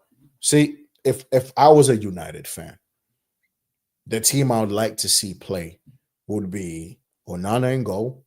Um, I'd play Mazurawi, right center back. I'll play I'll play Euro, center back. I'll play Martinez, left center back. So right there, I kind of have a decent balance. But then aerially, when it comes to set pieces, you might get dominated. So then you might not want to just play Martinez and Mazarawi, So then you might just go, okay, you know what? Mazarawi right wing back. You play Euro, you play Delict left center back because I don't want to see Delict in your center back. I just don't. He ain't got the passing options. You play Martinez as your defender. You play Delict on the left. You got Mazarawi on the right. Just play Dallo on the left for just for game's sake, and then your central midfield, you play Ugarte and you play either Casemiro, you play Kobe Menu, and then when you go forward, bro, you play Ahmad on one side, you play Fernandez on one side for me, and then you play Hoyland through the middle. That's just how I would have played it. Fernandez, like, in as much as he's like a rocket launcher, he can shoot, he can score, he can create. That's the thing about Bruno. As frustrating as Bruno can be, he gives you all these other things: scoring, creation, facilitating, all of that. And then you just play that team, and you just hopefully you have some sort of like a stability. You want to bring Casemiro into that midfield, you do that. So like you have options, bro. It's just not like your options are dead. You have a few options. They just might not be great options. So that's just it. But look, I'm happy with Maresca. Um, the guy's coming and he's doing his thing quietly, downplaying all this pressure. And now you're hearing everybody saying I was wrong about Chelsea. I was wrong about Caicedo. Like, bro, we knew that. We tried to tell you not to speak too quickly on Moises. But because, you felt some type of way, because you felt like we stole your girl, basically, with Moises, you just try to talk shit about Caicedo. We knew Caicedo was a baller. All he really needed to do was just settle down. And you could just tell, like last season, it felt like someone who was trying too hard to impress. It felt like someone who was trying too hard to just do the right things, appease. But now Caicedo was just playing like he knows I'm that guy, bro. I belong here, and fuck it, I'm better than anybody else. And that captain's armband, bro, it's just when you give people a level of like responsibility, some people can either wilter or some people could just embrace that role. And Caicedo, me, just give him the captain's armband, bro. Let him hold it. Let him keep it for the rest of the season because the Caicedo we're seeing right now, I think we're seeing like a slight evolution to the Caicedo from Brighton. Like this guy is just like Maresca said, he sits on the table with Rodri and Declan Rice, and we all know that Caicedo is a better player than Declan Rice. Arsenal fans, please don't be upset. It's just a fact. Um, Caicedo just gives you more. Just gives you more. Like he does everything Rice can do. Maybe not take a good set piece. If you want to talk set pieces, Declan Rice, when it comes to corner, he can whip a ball in. But other than that, Caicedo is miles better. Tackling, passing, creation, from open play, not from set pieces. Um, that guy is just, bro, somehow we just keep spawning these quality, we just keep finding these good defensive midfielders. We had it in Michael Essien, we had it in Mikel Obi, hell, we had it in Ramirez, Makelele, N'Golo Kante. Now we have it in Moises Caicedo. Like when it comes to finding CDMs, we've been having some good luck. Now I think we're having even better luck when it comes to finding good forwards. And I'm very impressed with Maresca. Just keep doing what you're doing now. People say we would be Maresca out by December. Don't give him don't extend his contract yet. The brother still got like 4 years on his contract. So we're just enjoying the ride because I think in our evolution, in our progression, we're going to go through certain times when we're probably going to lose a few games, and whatnot. But we just have to just keep the faith and give him the benefit of the doubt that he can fix it. When it gets to the squeaky bum time, when it's like, yo, Maresca, what you got for us? What tactical flexibility can you offer today? That's when we're gonna really see it. But so far, he's passing everything. Chelsea football heritage, as always, you already know it. And being, being the mini Pep ain't a bad thing as long as he doesn't scratch up his face and look like he got into a brawl with Noni and your Netos and your Jacksons and your Desasis, because I don't want to see Maresca scratched up. We good. We good. We don't need none of that. Okay. We've been through the worst. That's the thing. We've been through worse than this. It it cannot get any worse than the Porta season. It can't get any lower than that, than the Pochettino season. Bro, this last 2 years, brother, we bro. We've been through some shit. This last 2 years, brother. We've been through some shit. Um if Maresca gets us a four-peat, bro, I'm calling my next son Maresca. I don't give a damn. I'll wait after the fourth title. I'll have a baby just for Maresca and call him Maresca. Maresca Jr. No, no, no. But on some serious shit, bro, Maresca is definitely like he's changed our lives, man. But thanks to our sporting directors, because I know we look. I wanted Deserby too. Like I think Deserby in this Chelsea team, yeah, he would have definitely did something because you see his Brighton team, like they were opened enough, but sometimes like you look at Maresca when he played with Leicester, you could tell the principles are kind of still the same, but when you look at the players you have, some of the new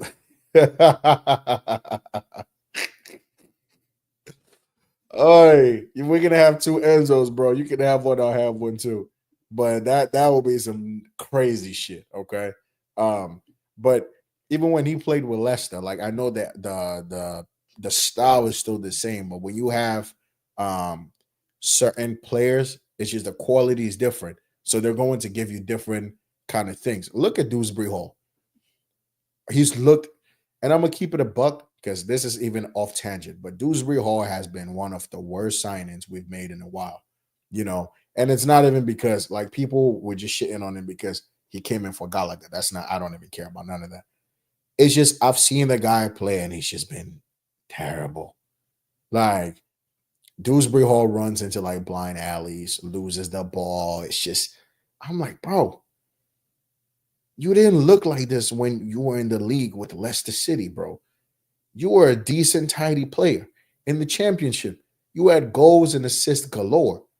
You're scoring goals against Liverpool at Anfield, bruh, and you're struggling against Heidenham and Noah and bro, Dewsbury Hall, brother. You got to step it up. Like you can't be having Casaday be looking better than you. You have more experience. Like nah, and you know what? Fair because Caicedo went through the same thing too. So you definitely got to give him the season. But it's like, raw. It's just I don't know, but yeah, definitely give him the season. Well, we got him on for what, 4 years, 5 years. We'll see next season because when you leave Leicester and you move to a team like Chelsea, the pressure's different, the expectations are different. You know, you're held to a higher standard now because it's the big boys league. So you could look like a small fish in a big pond. You know, but definitely, this season will give him the season. I just want to see him do better because I don't want to see you playing against Noah and B13 and V8 and bro, you're looking like one of the worst players on the pitch. Like that's not good. Like that, no, no, no. You got to step it up a bit. So that's gonna be it. But tomorrow, man, listen, we'll be locked in for this Tottenham game. Uh, just win, Chelsea, please. Just win. Like I don't even care if you win 6-7. Like I don't care if we score 7 and they score 6, bro. Just take the 3 points and leave. But I'm a little nervous, just a little bit, because it's still a big team. We're going away. If we're playing at home, I'll be a bit more confident. But it's Spurs at the end of the day. We slapped them up, but they're just that team, bro. You don't know which one you're gonna get. So that's my thing. But man, imagine, like, bro, just imagine this again for the one time, man. Just imagine this. Hazard, look, even imagine Hazard, Neto, Costa, Felix, Palmer, Jackson. Oh, in the Champions League too, bro. Oh my god. Oh my god. Yo, if we had this team in the Champions League, yeah. We would have definitely did something. We would have been one of the most, just we would have been one of the teams to definitely watch for sure. Imagine this team with Nicholas Jackson, our Nicholas Jackson now, now Jackson as an option. Oh my god. Imagine N'Golo Kante and Caicedo in midfield. Yo, matter of fact, hold up. Let me do something real quick. Let me see something. Let me see something real quick. Hold up. Give me a second. Give me a second. Let me do this real quick. Let me do this really quickly. Let's let's go with a 4-2-3-1. Yeah. Let's go with a 4-2-3-1. Let's go.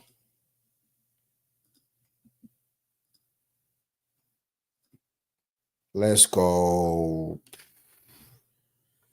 Sanchez isn't on. Let's just go Sanchez. Nah, you know what? Fuck it. Let's go 2021 Edouard Mendy. Yeah. The Mendy that won the Champions League for us. Let's go with him and see something real quick.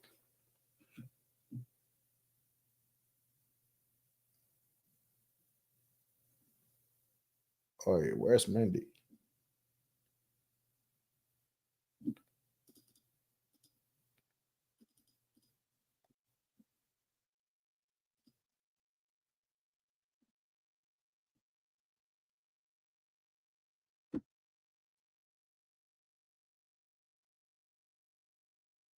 Let's do Edu Mendy.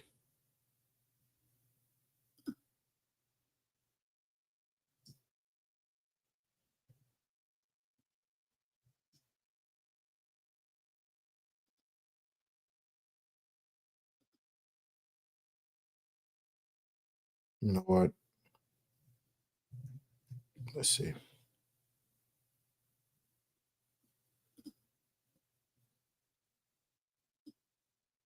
Build this team real quick. James. Let's go James here. I'm about to give you this like sick combined 11, bro. Give you this serious combined 11. Um, nah, you know what? Let's even just do this because I don't want to do too much. Let's just do Sanchez, Caldwell.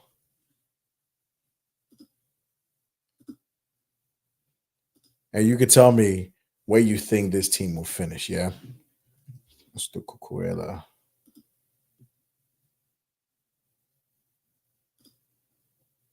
Let's do Cuckoo. Let's do Yo. Okay.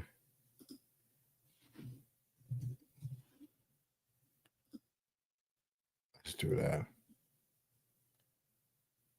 Let's do let's do this. Whoa. Eden. Okay.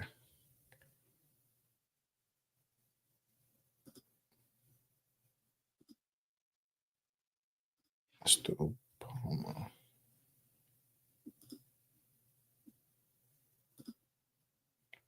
Let's do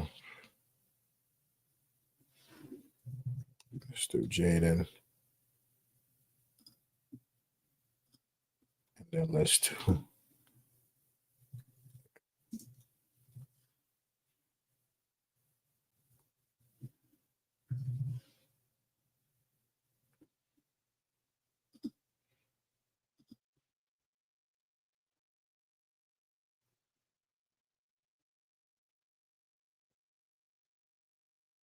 where he at. All right. So since I can't see him, let's just pretend. Okay.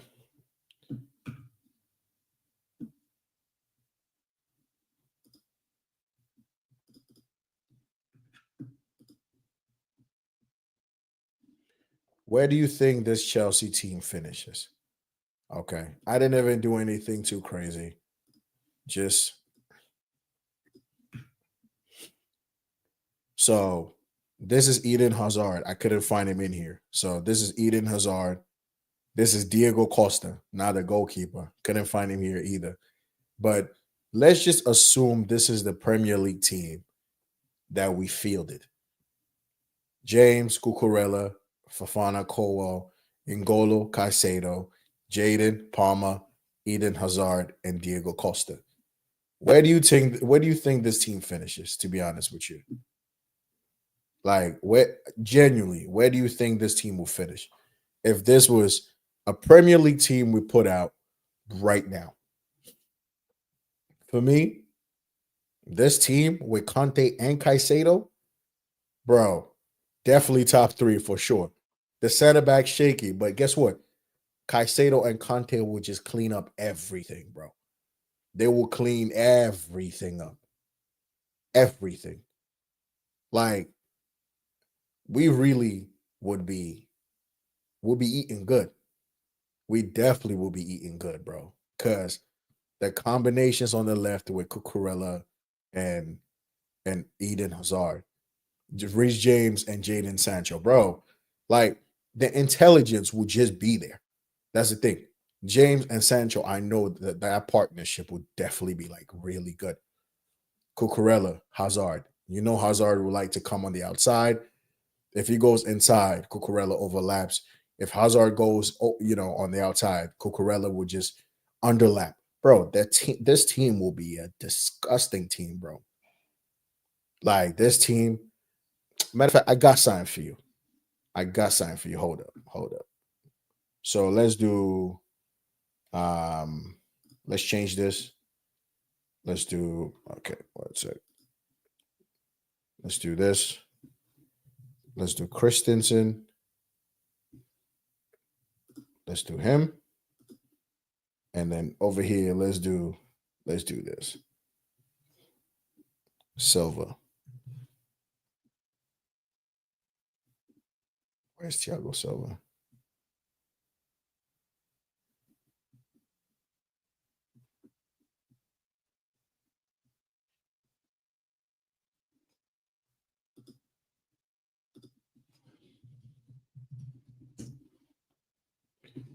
Am I not spelling his name right? Okay.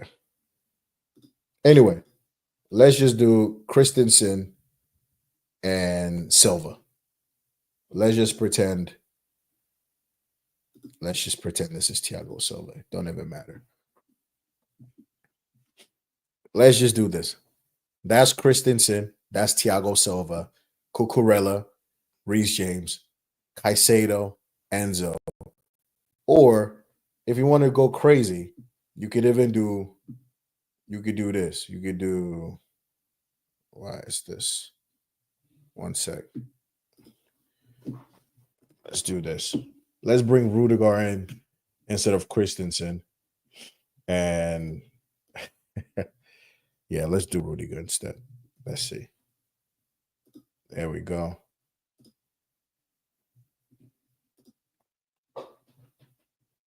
If this team definitely does not finish top two, then it's a problem.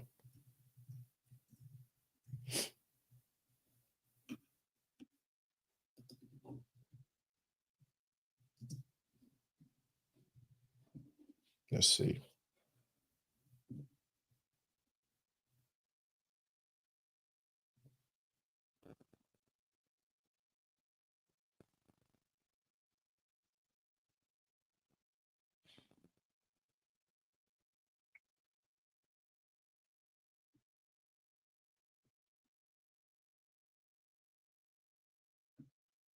All right, fuck it. Let's pretend this is Thiago Silva right here. Okay. Now I got you. Now tell me where you think this team finishes. Okay.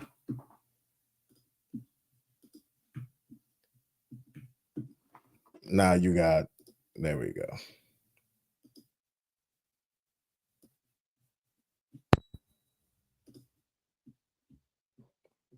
There you go. You got Thiago Silva here. You got Rudiger here. This is Diego Costa. And this is the team right here. Eden Hazard, Sancho, Palmer. If this team does not finish top two or potentially win the league, it's a problem. Bro, the way this team will be cooking is not even funny, bro. This team will be, oh my God. This team probably even gets you to a Champions League semifinal, bro. Like dead ass. This will be the team. And to think, bro, funny thing is to think we've had these players even with even with Robert Sanchez in goal, I would still predict this team to actually probably either win the league or be second. This will be a disgusting team. Oh my God. See, if I put Fabregas in this team, yeah, see, that's the thing though. That's why I want to have Conte in this team because then I just have Caicedo, Sancho, Palmer, and Hazard just play. Like that's just it. Just let these guys play because I just let them play. You can bring Fabregas in later. I don't even want because if I put Fabregas in this team, now that's a cheat code, bro. But you just take Caicedo in form right now, put him with Ngolo of any season at all. Doesn't matter. This team will definitely probably win the league. Like this will be a disgusting team to play. Hell, you know what? I'll do you one better. I'll do you one better, bro. I will do I'll do you one better. I'll do you one better. I'll do you one better. Ah, wait one second. I'll do you one better. Since we want to get Fabregas in this team, why not? Let's do it. Why fucking not? Let's do Fabregas in this team.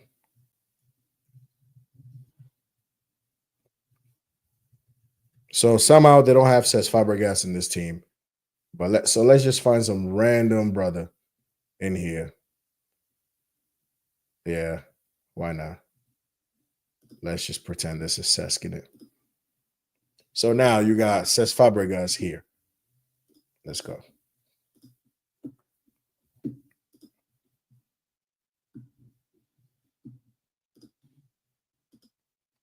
There we go. Now this is the team right here. This is Cesc Fabregas. That's Caicedo, Eden Hazard, Diego Costa. There you go. Your Premier League champions for the 2024-2025 season. Right there and then. It's finished. This team will be nuts. Imagine, bro. Just imagine Caicedo inverting into that midfield alongside Conte and Cesc Fabregas. Oh, brother. This will be a this will be a serious Chelsea team, bro. And you know what? I'm feeling it too much. I'll even do this. I'm gonna change this. I'll do that. Hold up. I'll do this. I can't find Mendy, so that's why I put Sanchez in there. Can't find Mendy. But you know what? Let's pretend this is Pedro. Let's pretend this is Pedro. Yeah, there we go. And then I'll do this. I'll do this. I'll do this. All right, there we go. Done. Champions League winning Mendy. This is Pedro, Hazard, Diego Costa, and this is Cesc Fabregas right here. That's your team right there. Now this team is going to be nuts because that the Mendy we had that won that Champions League was on crack. This guy was he was on something else, you know. That Mendy was serious. But yeah, if we have this team right now, yeah, we're doing laps around Liverpool. We're doing laps around Liverpool for sure. Uh just imagine. And then on the bench, you have players like you have your Netos, you know, you have shit, give me Ramirez, um, give me Frank Lampard, you know, give me DD on the bench, bruh. Yeah, you know what? Let's why not? Let's do this. Let's do this. Why not? We're already here. We might as well. We're already here. Let's do this. Now we got Didier Drogba over here. Oh my god! See this team: Drogba, Palmer, Hazard, Pedro, Fabregas, Conte, Caicedo, Rudiger, David Silva, Cucurella, and Prime Edumendi.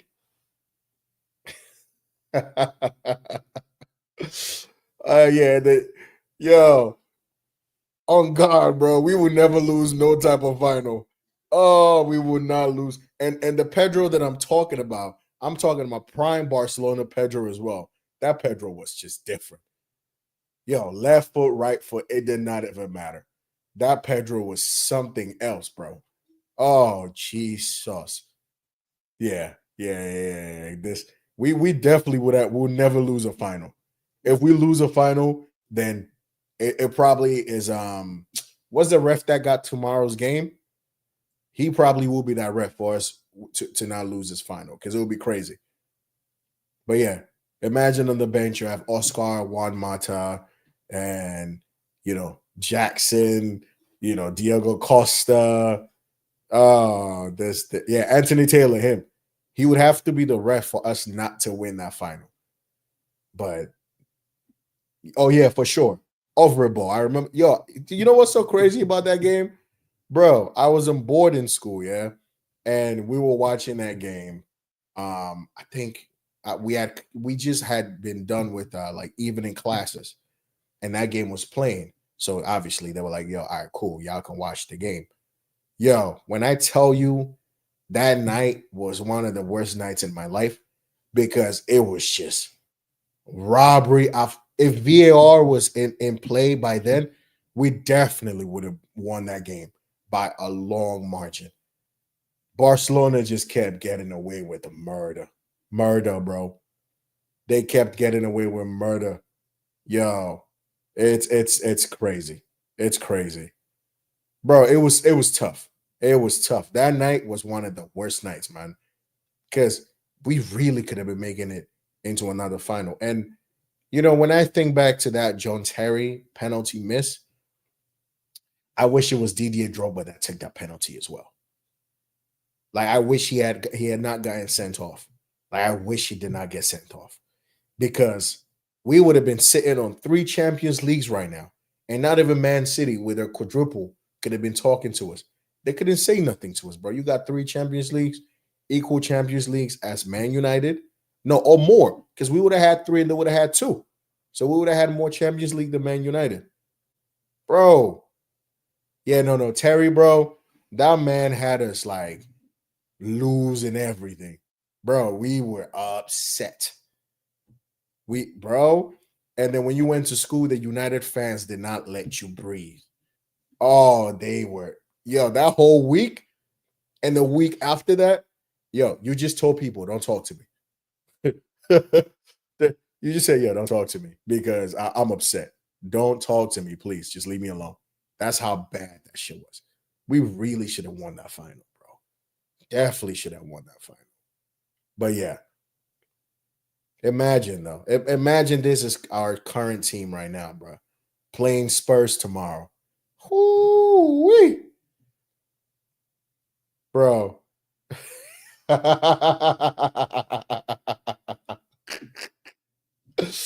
Oh man, yo, that week was not it, fam. It was, bro. It was tough. It was rough. It was rough, man. Uh it was one of those like when you went to sleep and you woke up the next day and then you remember what just happened, bro. You, you just got upset all over again.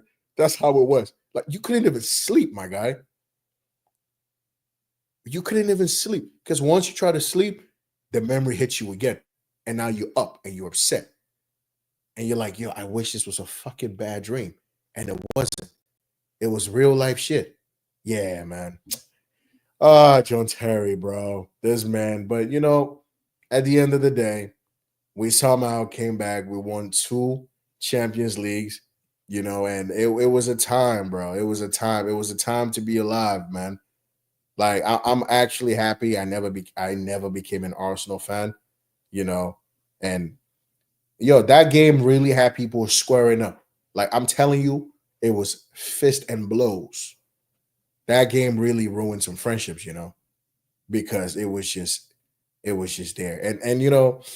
And that's why my background is like this because um this brother right here, this guy Didier right here, yeah, bro, he saved our lives, bro.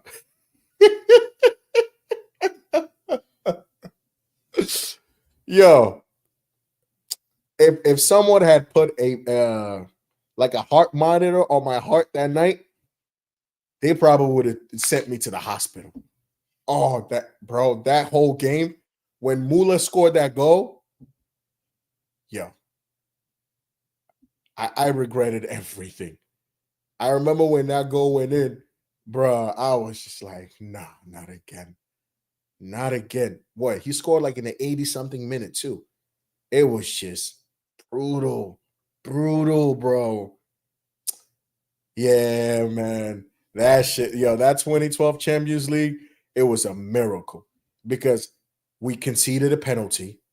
I mean, Robin, of all places, he just, bro, that day, it was just like everything. And I think David Luiz was actually playing with an injury too, bro. That night he was playing with an injury. Him and one of, and that's why like when people talk about, oh, why are you buying players from uh like the championship, or why are you buying players from like, I don't know, Bournemouth? I'm like, bro, we got Gary Cahill from Bolton for like 7 mil. I remember that transfer. We got Gary Cahill from Bolton for like 7 mil or some stupid cheap shit like that. And he went on to be one of our best defenders. Like he wasn't one of these play out from the back type of defenders. Yo, that 2012, him and David Luiz and Ashley Cole and Bozingua, bro, that defensive masterclass was something else. It was just, oh my God. And then we had Ramirez, we had the runners in Ramirez and Salomon Kalou, and it was just Didier. Yo, take us away, bro. Whatever you did, just make sure we came home with a trophy. That, yeah, bro. See, thing is, everything was definitely against us. And even with Barcelona, like once they went 2-0 up, I was like, rah, that's just not going to be good, is it? Once they scored that second goal and Terry got sent off, I was just like, yep, might as well turn this TV off. But the thing is, you can't. Like, even though your team is losing, you're still punishing yourself by watching that shit. And we had to be there, And man, listen, that final, bro, yo, I don't think I went to sleep that night, to be fair. Like, I was just like, yo, what is sleep after we won that? What is sleep? I rewatched that game over and over and over again just to get that euphoria. Like that first Champions League. Yeah, I rewatched that game over and over and over again. I was like, yes, we finally did it. You know, yeah, no, bro. You're not going to sleep. You gonna be in the street. How you gonna go to sleep, bro? You just won the Champions League in Bayern's backyard too. You're just fucking wasting gas, yo. You were just like, yo, whatever. At this point, yeah, it's the euphoria, man. Because we have been through the trenches, my guy. We have been through it. And you know what's even more crazy? That the seasons prior, every time we were close to get into like a semifinal or a final, we just got done dirty. We Thiago Silva took us out. Mike Overbo took us out. Bro, it was just time and time and time again. You know, you go play home and away against Liverpool, and you know Liverpool with Torres at the time, Stephen G, Zabi Alonso, you know, Jimmy Pennant and Ryan Babel, Ingog, all these guys. Bro, you knew those games were tough. And we still went, we drew 4-4. I think we beat them like 2-1 or 3-1. Bro, and after you go through that, you go and play against Overebo. And we just, yeah. It felt like we were there, bro. Like it felt like my family was playing in that game. That's how crazy it was. But DDA, I appreciate everything you've done for my club because without this guy, bro, yeah, I don't know. I don't know how many people are clutch like him. Like this guy was just, and that's the beautiful thing about Didier Drogba. He didn't need to give you like 35 goals a season. Drogba could give you 17, but you knew if a final was in there, you're winning it. If it was Wembley, even better. Even better, bro. That guy was not missing. Him and Wembley was like a match made in heaven. Just see, Juan Mata as well. That corner was clutch, but his penalty was just poor, man. That first penalty to set us off and to just not score that shit was terrible. But that corner was money. That corner was money. Like he put it right on the money. And oh, yo, Juan Mata. I really, really hate Jose Mourinho. Like he really did his came in and just sold this guy off. If Juan Mata was still in that team, bro, we after 2 years, he just sold the guy to United. After he just scored what? 18 goals and 35 assists in all comps. Yo, how do you see these kind of numbers? Yo, what's up? How do you see this kind of numbers? And then you go, yeah, you got to go to United. For the people just joining in, listen, I'm putting this team back up. Me and Solomon have been chatting about this team for a minute throughout the whole stream. You know, just look at the names. Pedro, this is Pedro Rodriguez. This is Eden Hazard. This is Cesc Fabregas right here. Matter of fact, let me change his name so people don't get confused. Yeah. Thiago Silva. Let's do that. There we go. Let's do Fabregas right here. Fabregas. Let's do that. And that's Didier Drogba right here. And that's Eden Hazard. And the question was, where does this current team on the screen finish this season? Where does this team finish this season? Yeah, Mourinho definitely did his dirty, man. To send this guy to Man United after he just had that crazy season was a crime against humanity. Like, if there was a way we could have protested that, we definitely should have. Because you don't fucking just do that. You know? When he missed that penalty, I was like, oh shit. Here we go again. 2008 all over again. I was, bro. When I tell you, and check as well, like he was moving crazy. He was guessing every single side that we're playing those penalties to. But it's just they were just scoring them. So wasn't him Olich and Schweinsteiger decided, you know what? They wanted to bless us. You know who had the pressure penalty in that shootout? Frank Lampard. Oh no, it was either him and David Luiz as well. One of them had like the pressure penalty If they missed it, we were out. And they just top bins, bro. Louise right top corner, Frank Lampard down the middle, and Neuer was just annoying too. Neuer was just moving like an asshole that whole competition. Like even in the penalty shootout, like this guy was fucking annoying me. I'm like, bro, what are you doing? What are you like? Yo, even Ashley Cole's penalty was clutch as well. That penalty was clutch. Yo, this team, I mean, you got Gary Cahill playing with the hamstring injury and shit. Him and David Luiz. Mm-mm. That Chelsea team, bro. That was a team. And to imagine, like when AVB came in, he was trying to put all these guys to the side. Like, let me see that 2013 team. Give me a second. Chelsea 2012 squad. Let's see who was in that squad. Let's see.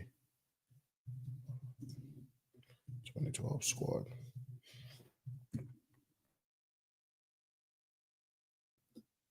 Let's see who was in that 2012-2013 squad. So, goalkeepers, it was Petr Cech, Ross Turnbull. Yo, did he even play a game for us? Oh, he played 3 games. Hilaria was a goalkeeper as well. Jamal Blackman. You guys remember my man's, right? 6'6" goalkeeper. How many appearances did he have for us? I'm not even sure.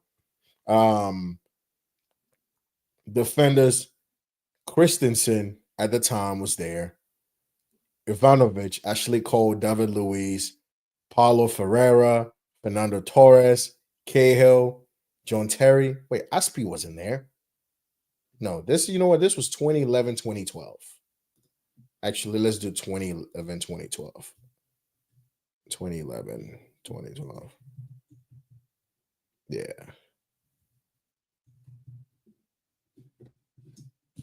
Let's see. Because I'm seeing a lot of names that were not there at the time.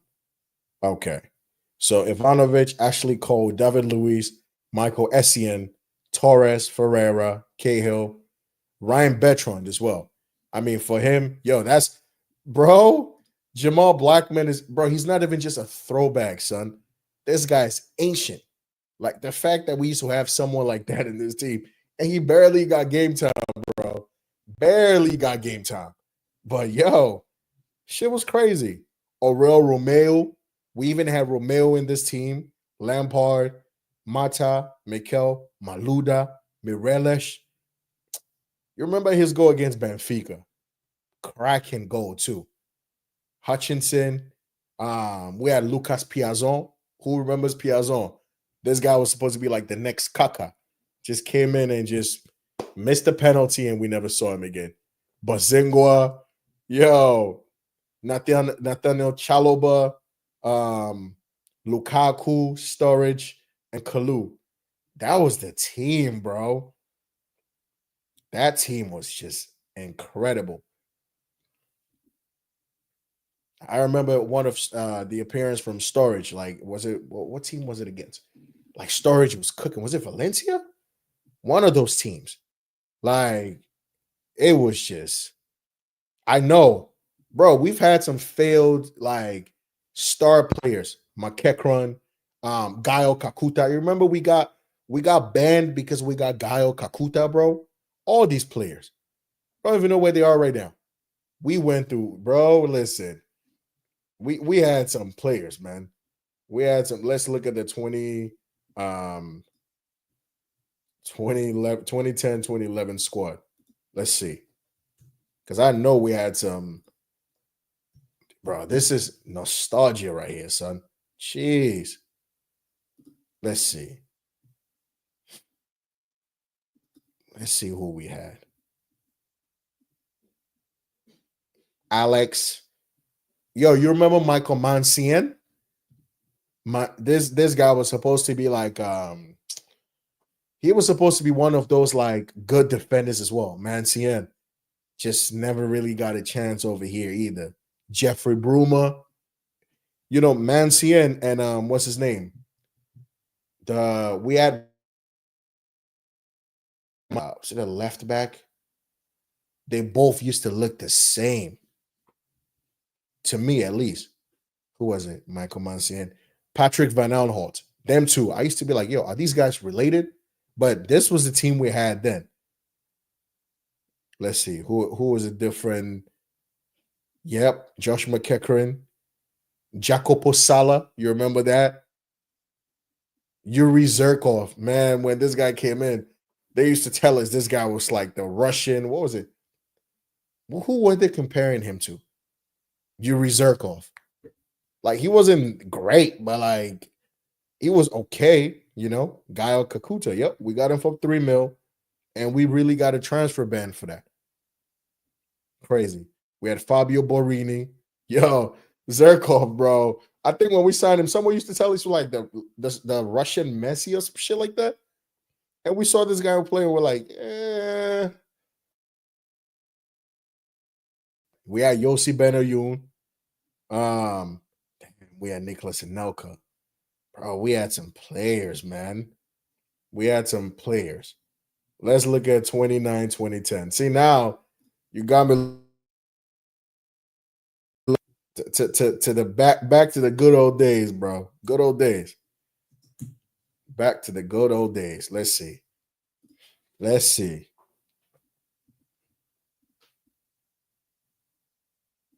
Let's see.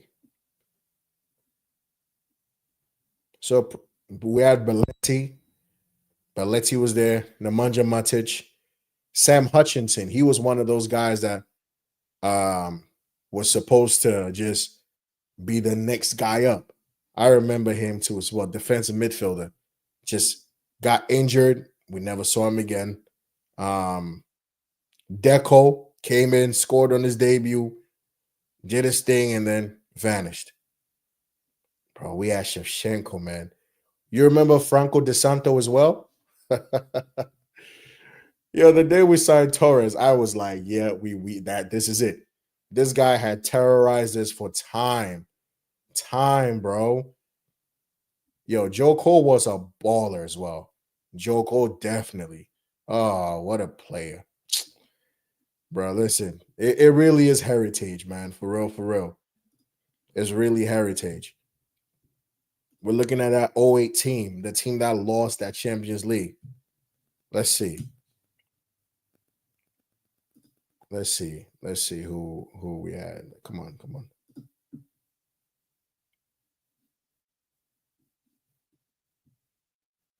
Oh, we had Wayne Bridge at the time in 208.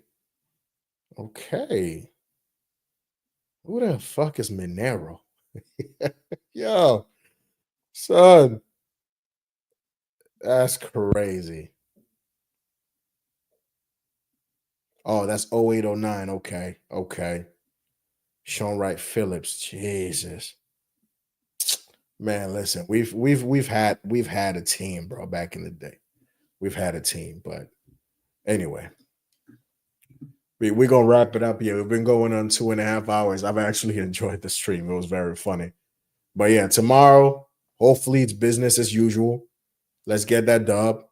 I don't know what's gonna happen with Ange, but I think he deserves better. Yeah, we had Balak, Maluda, bro. We had a team, bro. We had a team. We had a team. Some serious team. Hopefully, Ange does not, even if they lose, this guy deserves to go to a better team. Tottenham don't deserve Ange. He needs to go somewhere else where he's appreciated, bro. But yeah. So hopefully tomorrow I'm coming back with good news. And yeah, guys, like the video, sub to the channel, hop in the comments. It's been 2 hours all night, and we've had fun with this shit. To be honest with you, because bro, it's been very interesting. But yeah, we went through some shit, bro. That Champions League final, yeah, Didier definitely, yo, for sure, bro. And hopefully tomorrow we come back and we got another win, and we're chilling. We're just chill guys. We're just a chill guy. We're chilling. We're watching the circus around us. We're watching Liverpool trying to win the league. Arne Slot winning the league in his first season. I mean, can you just imagine though? Slot's first season, he wins the league, and Mikel Arteta is still here. Yeah, I think that's probably when Arsenal fans want him fired. But it is what it is. So, but we'll be back. We'll be back, guys. Enjoy the rest of the evening. Yeah, and if you go to sleep, pray we win tomorrow's game. But I'm gonna see y'all tomorrow. Hopefully, we win. We're gonna have some more fun with it. But yes, sir. Zerkov, Jamal Blackman. You know where we've been and where we're going. So I'm gonna see you on the next one. Peace. Take it easy.